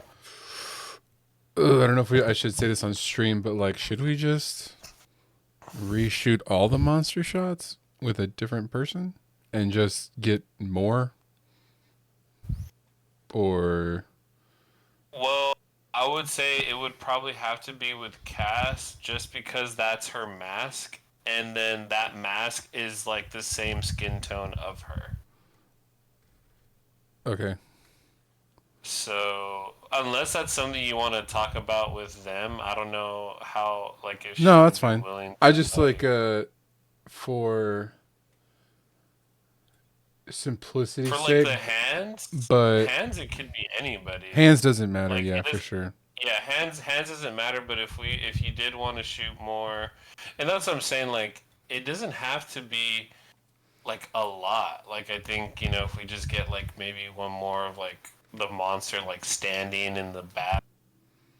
I literally already had the shot in my. I was thinking of it today, where I want to do one, which I wish I had thought of at the day, but I just didn't until I looked at the footage. But her not looking at the camera, like down and away, where it just looks like a normal woman, and then turning, and then we see the 4 eyes. You know what I mean? Like the reveal of. Wait, say that again? Like I was thinking of, I want to get this shot of her in the whoever's in the costume. So yeah, if we get Kaz, that'd be perfect. But like in the costume, looking down, and then up, and then looking to the camera. So we go from, is this a normal person? Oh no, it's not. Like the reveal of like, is actually a monster, right? Because the only shot I got of her was straight on, or the hands. I didn't get like a not showing my face, turn to look at the camera. I feel like this it's got to be some because like I think the reason why this one became a little bit more complex for me was because we only did it in 2 takes. And then once we started talking about it in real time, figuring out like the creative kind of solution for it, it's like, oh, we could jump in like both takes and like cut between like reality. So like right here, it worked. Quick, you know, like quick jump cut to the Mothman now like appearing in the same in shot 1 or no shot 2 into shot. You know what I mean? So it's like here, and then it goes back. Like, and I think this was just because of like movement sake and like also just us on time and Street Lamp, you know, like Nick was like Street Lamp doesn't do 2 takes or whatever, but fuck it, we'll do a second take. They were already hype. And it helped, you know, to like kind of add to like this editing process. But I feel like maybe something that I kind of see in my head, like now that I like watched it too, like I feel like the simpler we can keep it, the better. Like maybe we just get like a static shot of like the bathroom, like inside the bathroom, and then maybe we get a static shot of like the creature facing the wall, like the fuck you side. So it's like literally just like behind the creature, like to see the hood and everything, and it's just like a blank, you know, like hood, red hood, like to the wall, and then we get like another still static shot of then the creature then turned around just like staring down and flashing, at the static camera, going between those 3 basically. Yeah, something like that, and then we can do like we could redo some of the like close-ups that you were doing, you know, like we can get like, cause you know like you did like the movement, like kind of like 1 take of like kind of going in and out, turning the camera, but like we can get like a Dutch, we could try to do like a little Dutch angle, like over the top, or like close-up of the eyes, or like or something weird. Yeah. You know, to just like keep it simple. You know, like we don't have to do anything too over the top. Like, cause we already did the blood stuff and we got all that. You know, it's all good. But like, just some like little extra things I think to just kind of add like in it that I think would be interesting. Like you know, like even just this, like 2 takes, like we did the little Mothman jump, and then the little thing that I did here with Marshall, where it was like he was looking at the light, and then all of a sudden the first take he fucked up and he looked at Daniel originally, but then I was like, oh wait, no, we could use that. You know, it's like, oh okay, we could use that, like make it look all creepy. He's like staring back at him, whatever. Um, but those were just kind of happy mistakes, I think. That just kind of worked to the advantage or the overall like aesthetic, I guess, of what we were, the idea that we had. Now I just like ran with it, but yeah, you know, just like quick, simple stuff, you know, like because you know, and the reason why I'm thinking that too, I feel because the ending is so over the top that I Yeah. feel like Yeah. doing those little simple shots leading up to that would be like enough. You know what I mean? Yeah, I kind of want to. I want to put the shots we're saying. I kind of want to, if you're cool with this, peppering them in from when earlier, a little bit earlier. She's like walking up or like Yeah, in the I kind of beginning. honestly, where she goes to check the switch, I would love to have a flash there of it, so that we don't see her, so that we can assume it didn't work, right? Like she goes switch, like when she reaches for the switch, flash, and she's already walking up the stairs. So then you don't see her like not flick it. You just assume it flicked it, nothing happened. Does that make sense? Like I would love to throw in there and to do another one where some of it gets super dark right before one of the flashes, to throw one and have it blend with the flash in and out. Like I kind of want to blend some of them with the strobes that are like in this shots, because it would be cool to have like images flash with the strobe and then flash back out with the strobe, and then not do that for a while, so you're like in the rhythm of the strobe, and then oh, image, and here's strobe. You know what I mean? Right, right. But I'm curious, what well, I mean, I want to maybe see what Junior's perspective on this. Yeah. Junior, do you think this could stand like without any other context? Do you think this stands well on its own, like as its own like short like film, or no?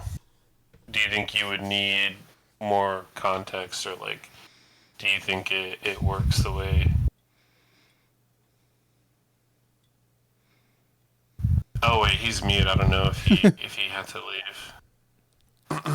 He's probably Unless you're He's probably listening and put his thing on mute. I just thought of something hearing you say that.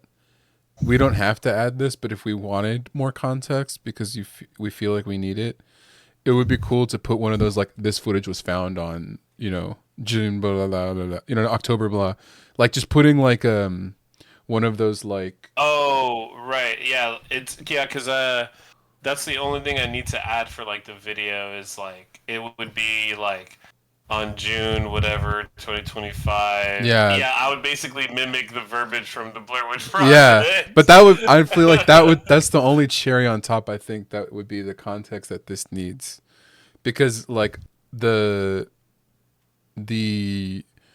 like surreal freaky effect I think is working really, it works, and then we're gonna see more of the Mothman in the performance, so like this is a really good like what the fuck is going on, so I think it's cool. Yeah. Do you think that we should add like okay, I don't know. I would really like to do this, I think, and I don't know what your thoughts are on it. But do you think we should do like a similar style like video with your camcorder again, but like maybe it could be like us discovering like the Necronomicon like book, or like something to kind of give it a little bit more like you know what I mean, or like Yeah. something. I feel like this is something we could kind of build off of, like if we wanted to expand it a little bit. Maybe not for the web series, but I think just like as like a standalone. I mean, it'll be an extension of the web series, but like, you know what I mean? Like Yeah, as like a I would standalone. I would love to do like beginning of Hellraiser sort of situation, because I think Katz mentions it in the interview, like, yeah, I got it from some creepy guy, like that line I told him. So I would love to have like a scene where it's like the origin of this shit or whatever, and I can use the costume and like have like someone be like possessed by, or like, I don't know, some kind of like found footage, like explain, like book It would be presentation. well, because it would be like something like because basically this is like almost like an homage to like the Blair Witch, Mhm. right? Where it's like it's basically filmmaking students trying to do a documentary on the Blair Witch. So like we could do something where it's like we're trying to do something on like the Mothman or something. You know, What if that's where we could get what if Occulto's doing a story on the Mothman and they find the tape and they're like, what the fuck? That would be a cool extension if they were down to do oh that. wait, what? Like they find what tape? They find Like this. this tape? Yeah, and they're watching it. Like they plug in that VHS camcorder I was using. We use some of that footage too. And we have that like on a desk and they're looking at it on a CRT like, what is this Mothman story you want to run? And then they were watching this like, what the fuck? And then as they come back and they're like, seems like, is that real or is that bullshit? And they have like the book and the tape and the camcorder and everything. And then the Mothman's behind them, like glitches in and out, and then they glitch in and out, and it's like, what? Mothman. That would be interesting. Like some sort of Yeah, like maybe not them, meta. but like you're saying, like people watching the camcorder, like we could use that camcorder that was in the shots as the like, you know what I mean? Like this is what people found, and this was the tape that was Oh on well, it. that so the text intro is something that I wanted to add. Okay, but basically, here's the thing, right? Is like with Blair Witch Project, when you see the text, Mm-hmm. it's like they're acknowledging like it's a documentary, right? It's Mm-hmm. like the lost footage. So basically, everything that's on there is what was already like found. Mm-hmm. And if I were to do that for the skit for like the web series, I think that's fine. But then like everything that I'm talking about wouldn't be like a meta like somebody You're finds the saying like footage, a which I continuation of the in footage universe. yes, but I I see, do I see. like that idea. I do like that idea too. Like I think that would be cool to explore. But I think maybe once we do a little like well also if we want to. Like if we want to do a little bit more of the in footage kind of like universe where maybe it's like yeah, Cats is like well some creepy guy gave it to me so then we could do some like maybe some like kind of like projector style stuff. Like maybe we do like an over projector of like the I forgot to ask you, Ray, but like the stuff that you printed out that you gave us from this set, Mm-hmm. was that stuff that you made or the stuff that you found? I just found it from old books that was all free. Oh, okay, yeah. So like if we did like some sort of like overlay projector, like of like maybe those things that we find, or some like like those things that you had for like the set design, or we can do some like weird Oh, like page designs or what if we or we do? find stuff or we're talking about it or you know what I mean or like something a little bit more to kind of build off of like Yeah, I really like. the little like pseudo lore that we created. Oh shit, I'm trying to think of who. Maybe Dan would be down to do this, but like, what if it cuts where you end it right, and then we see the performance and stuff. But what I'm just picturing like Dan, like driving in his car, being like, I gotta figure this shit out. Like we cut. It's like weeks later, months later, whatever, and he's like in his car. He's got all the cutouts, the papers, and everything.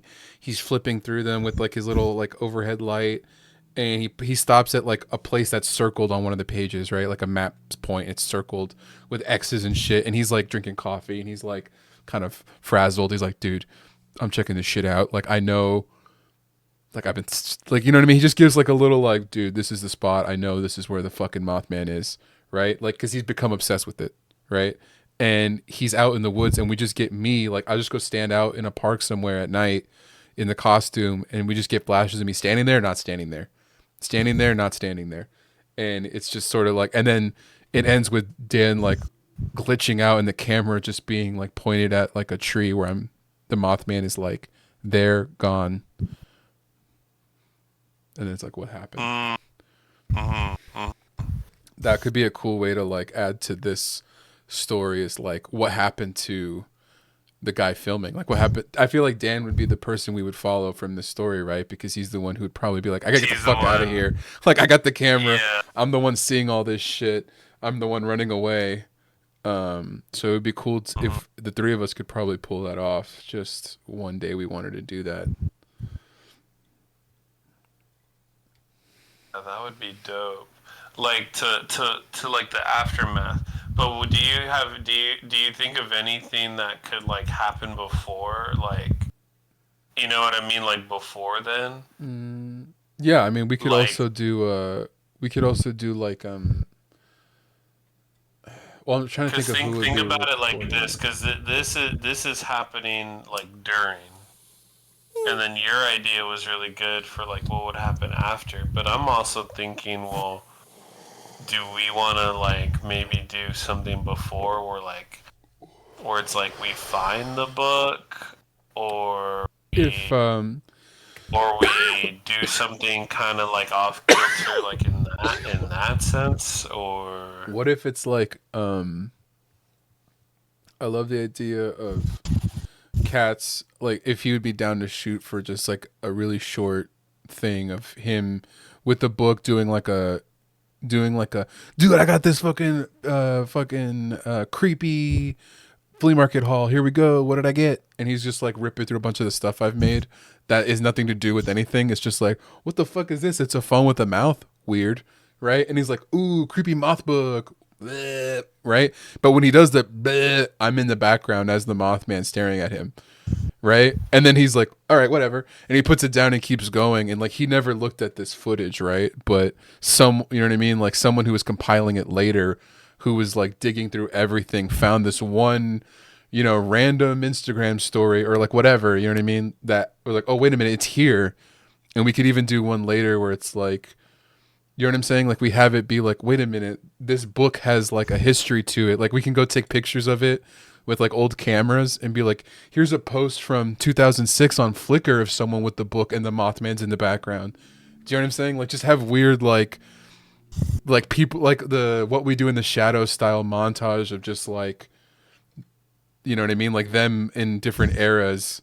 But this would just be like the book being like in different people's hands, or like the book being like had existed in the past, basically.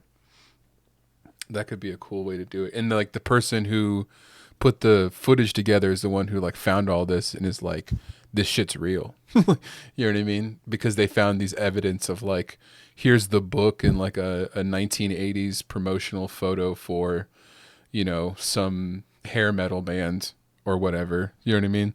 Like just having like little things that we could put in where the book is just like existing, and the Mothman is also there, but people didn't know to look until they saw the street lamp footage, and then they were like, wait, what is this book? And then they trace the book and you see it in all this other media that's like they didn't think was connected but is actually connected.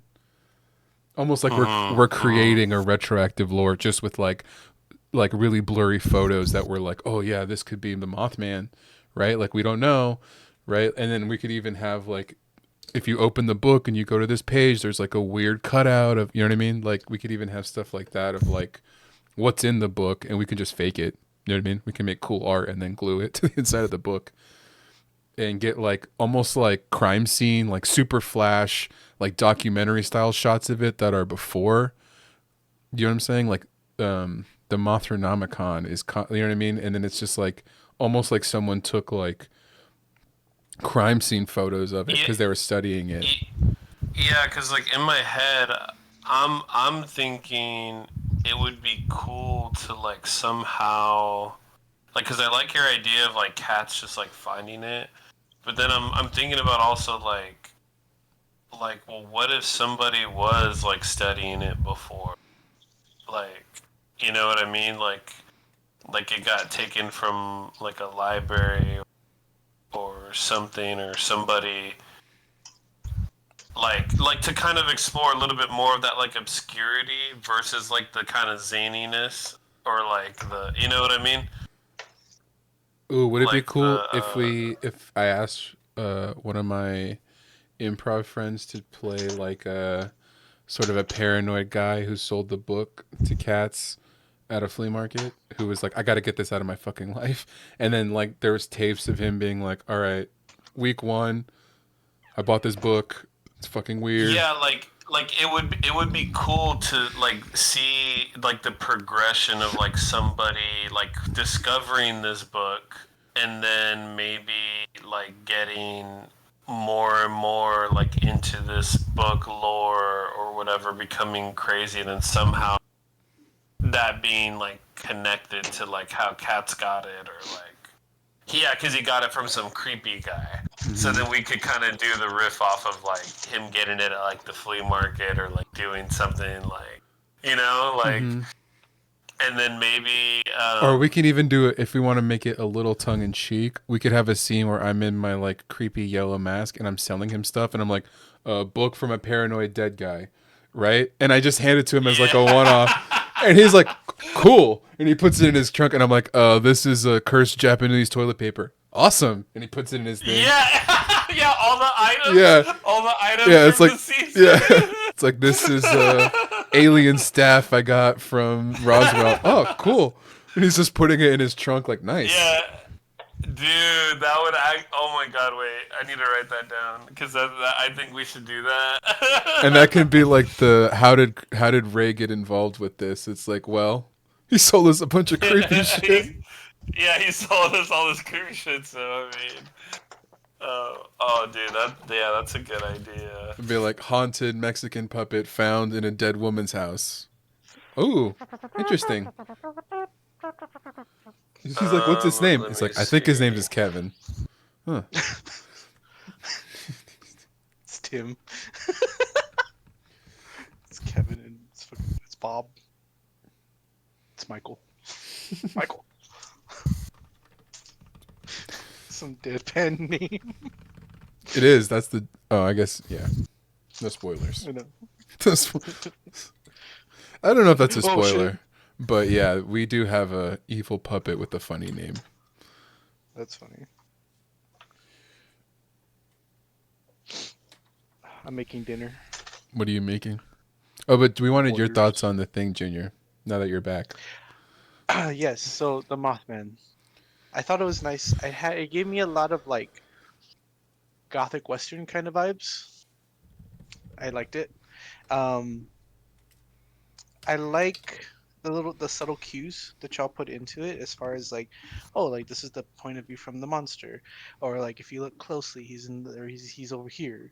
I thought it was really cool. I also just thought I feel like the reason why it sticks into my head a lot is because of the music, the guitar. So like, I'm like, it's catchy. It makes me think about what I saw, you know? So I mean, I think it's pretty good overall. I mean, you guys never make bad shit. Why do you ask me? Because you don't know what we're. Because you have no context, so we need someone to watch it with no context and be like, "What do you?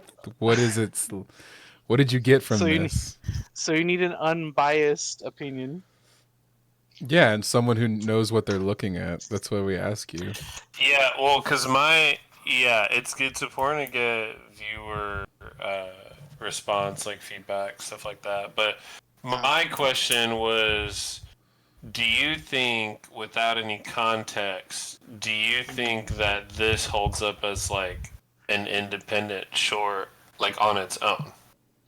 I think it will.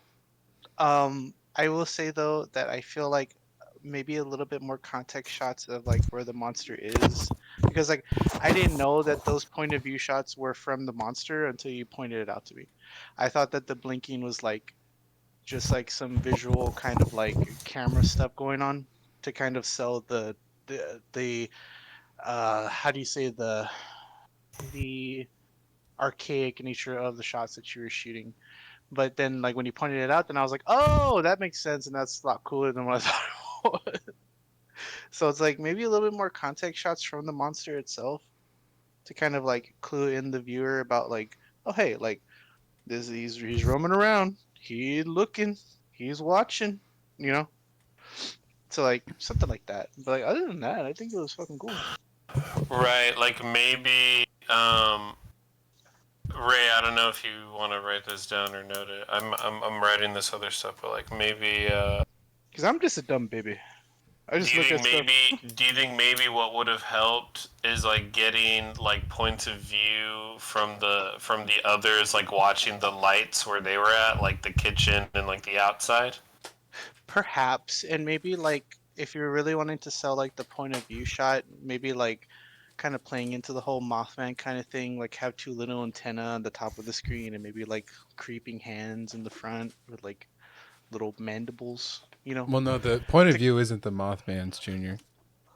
Oh, Yes, so the it is. Mothman? Oh, Yes. it is? Well, no. So what? Yeah, when I was talking about it earlier, so basically, I found that extra footage that Robert did that I decided to make a through line, like for this skit, which basically was Robert looking at the lens. And so my attempt to kind of make it make a little bit more sense visually was like, okay, we start off and then we're like the camera's going up, like it's going to the lamp, right? It's going to the lamp, and then those little like blinks, those are like the Mothman like actually blinking. But what you notice here is that when it falls, and then we go straight to the Mothman holding the camera, we turn to Robert and Nick, which Robert's actually looking at the same light bulb that he was shooting video up. So like in my mind while I was editing it, in terms of like the lore or what we're seeing or what's happening, is basically, even though the Mothman isn't where Robert is, since he's under his spell, that we're seeing, like, the Mothman can basically see through Robert's eyes as well. Like, Robert's under his spell, which means he can view through Robert's eyes, and Robert's looking dead ass into the light. While, like, the others are also looking into the light. And so, like, kind of like these little glimpses that I have here. And then it's like these glimpses are cutting back to Robert, because it's like Robert's still, if you notice, looking into the light. So I just, as I was editing, I kind of like justified it in my way, like as an editor, to like make that a through line to show that the Mothman is not only in possession of like these other people, but like the Mothman through the possession can see what the people that he possesses sees. I have a way to connect those. If we, instead of doing the like almost like sound cue boop, we did a more organic like that has a more like extra dimensional feel to it. And then when they're looking at Robert's perspective, if you put a reverb on it, or maybe like a tone to it that implies like Mothman hypnosis active or whatever. You know what I mean? Like something that tells you like, well, it wouldn't need to be text or anything. No, not text. Tone. Tone. An audible cue. That tells you, like, it doesn't have to be dramatic. Literally super subtle. Like maybe just putting the slightest amount of reverb on the the shots of the lamp, or adding Yeah, something that makes it feel more extra dimensional, or like there's some kind of spell going on. Because I yeah, see like what you're saying. sound for sure. But I also think what could help, like, is what I was saying is like maybe like because the only perspective we're seeing is Robert. I'm not seeing Chrysaline's perspective, and I'm also not seeing Marshall's perspective. So like if we were to do a pickup shoot at the house, I was thinking the exact same thing. I was Point the just camera asking at, Nick like yeah. yeah, like let's get some close up of the light bulb coming from the outside, and then close up of the lamp from the kitchen light, like the one that Krislin's looking at. Mm-hmm. So that way, it's a visual cue too. Like, oh, well, I see this girl here. She's standing. She's holding the camera. Like now, I'm seeing her perspective. You know, and then oh, we cut to this guy on the outside. Like he doesn't have a camera, but I see where he's looking. He's looking to the light. Like now we can see. You know what I mean? Mm-hmm. Because I feel like yeah, like as far as like audio cues, like I wouldn't mind doing like audio, but I probably wouldn't say anything for like an audio cue, like a text audio cue on the screen. Like I No. feel like if we were to add like those extra visuals and then like extra like sound, I'm sorry. When I said like audio I think cue, I think I misspoke. What I meant was just like something that cues the viewer in subconsciously that they're seeing oh something extra. right. I didn't mean that like literally an audio cue. Sorry, Oh I okay. misspoke. Yeah, so yeah, something some like that. Yeah, some more ambiance, like video perspective. Yeah, because I feel like if we were to add that, then I think it would make it more stand on more on its own legs versus like And if we wanted I guess to, we're trying to think of ways to like expand the pseudo folklore. You know what I mean? To make it just like more fun. Like I think that would be kind of cool, but like just to make this one stand a little bit more like independently of it. yeah, I was gonna actually say doing both. I think having that be a carryover where we use the idea of someone going mad, they can literally just be like footage of them staring at static TVs, staring at flames, staring at these light bulbs, and getting footage of like what Robert was doing, but with different light sources somewhere else. But that implies that when you get possessed by the Mothman, you start recording and staring at light, right? So we could actually just do like a small example of what's happening to these people basically with one person on a smaller scale, and then that person giving the book to me, which then is in the skit about me selling all the stuff, right? So it could be even simpler than we were thinking earlier, the pre stuff, if we wanted to do that. Do you know what I mean? Right. Just different sources of light. Yeah, like for instance, let's say Junior's the guy who's going to be driven mad by this, right? We literally take Junior and he gets this book and he's like, holy shit, like I got this book, like I've been studying this, like I'm obsessed with the Mothman. And then it goes from that, from him like having a normal talk about it, to immediately him like having a hard time talking about it because he keeps staring at the light behind the camera, to then him filming the light talking behind the camera while he films the light, to him just filming the light, to him disappearing and not being there anymore. So that could be a cool way to just being like how he devolved into the madness is by staring at the light. Just like real life. And then that can be like a even simpler way of, if we wanted to expand it, like we were saying, we want to expand it, aside from just making it stand better on its own. If we did want to expand it, the way to expand it would be just do that same thing that's happening to them, but show it as an example to one other person happening on like a smaller scale, where it's like a clear example. So then the audience, when they see the found footage one, they already know like, oh shit, this is what's happening. Right, right.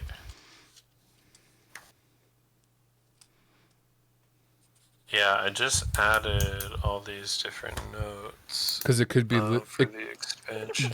the rules of the Mothman can literally be like find book, read book, and stare at light, lose yourself. Like that's the rules of what happened, basically. Mm-hmm.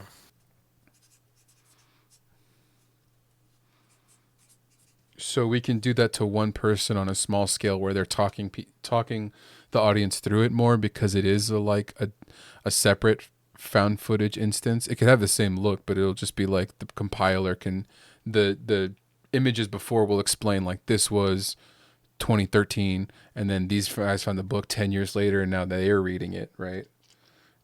Um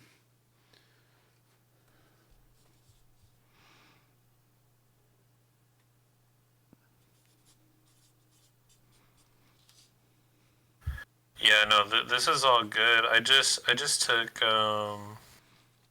some notes. Uh,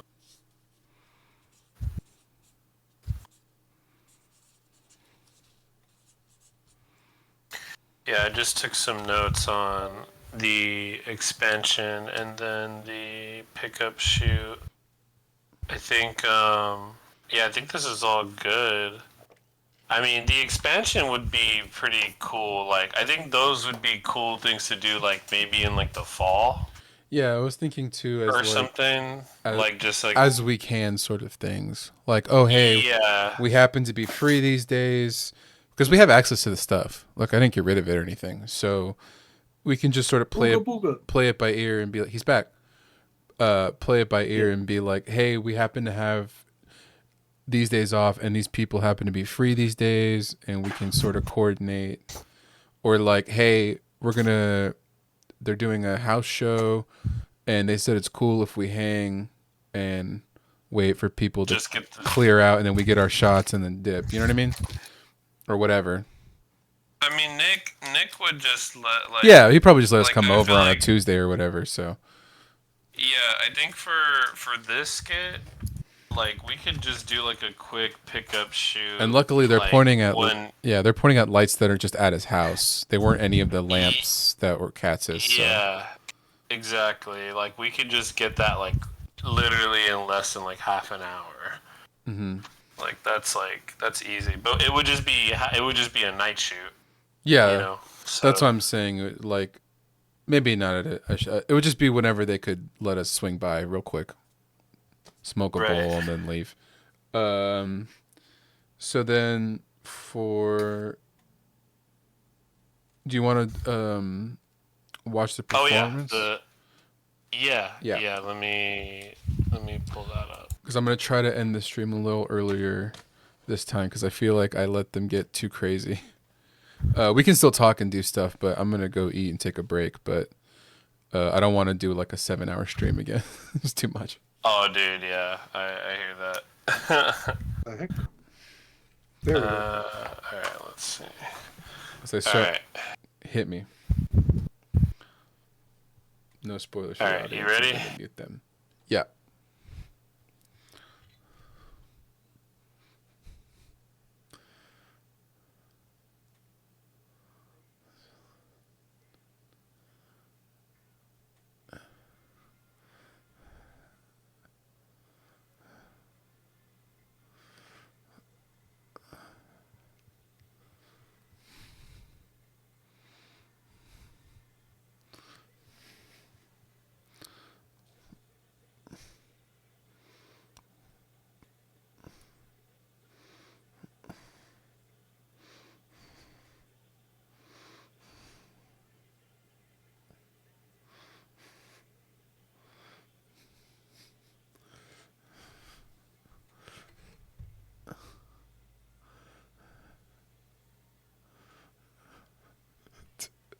Dude.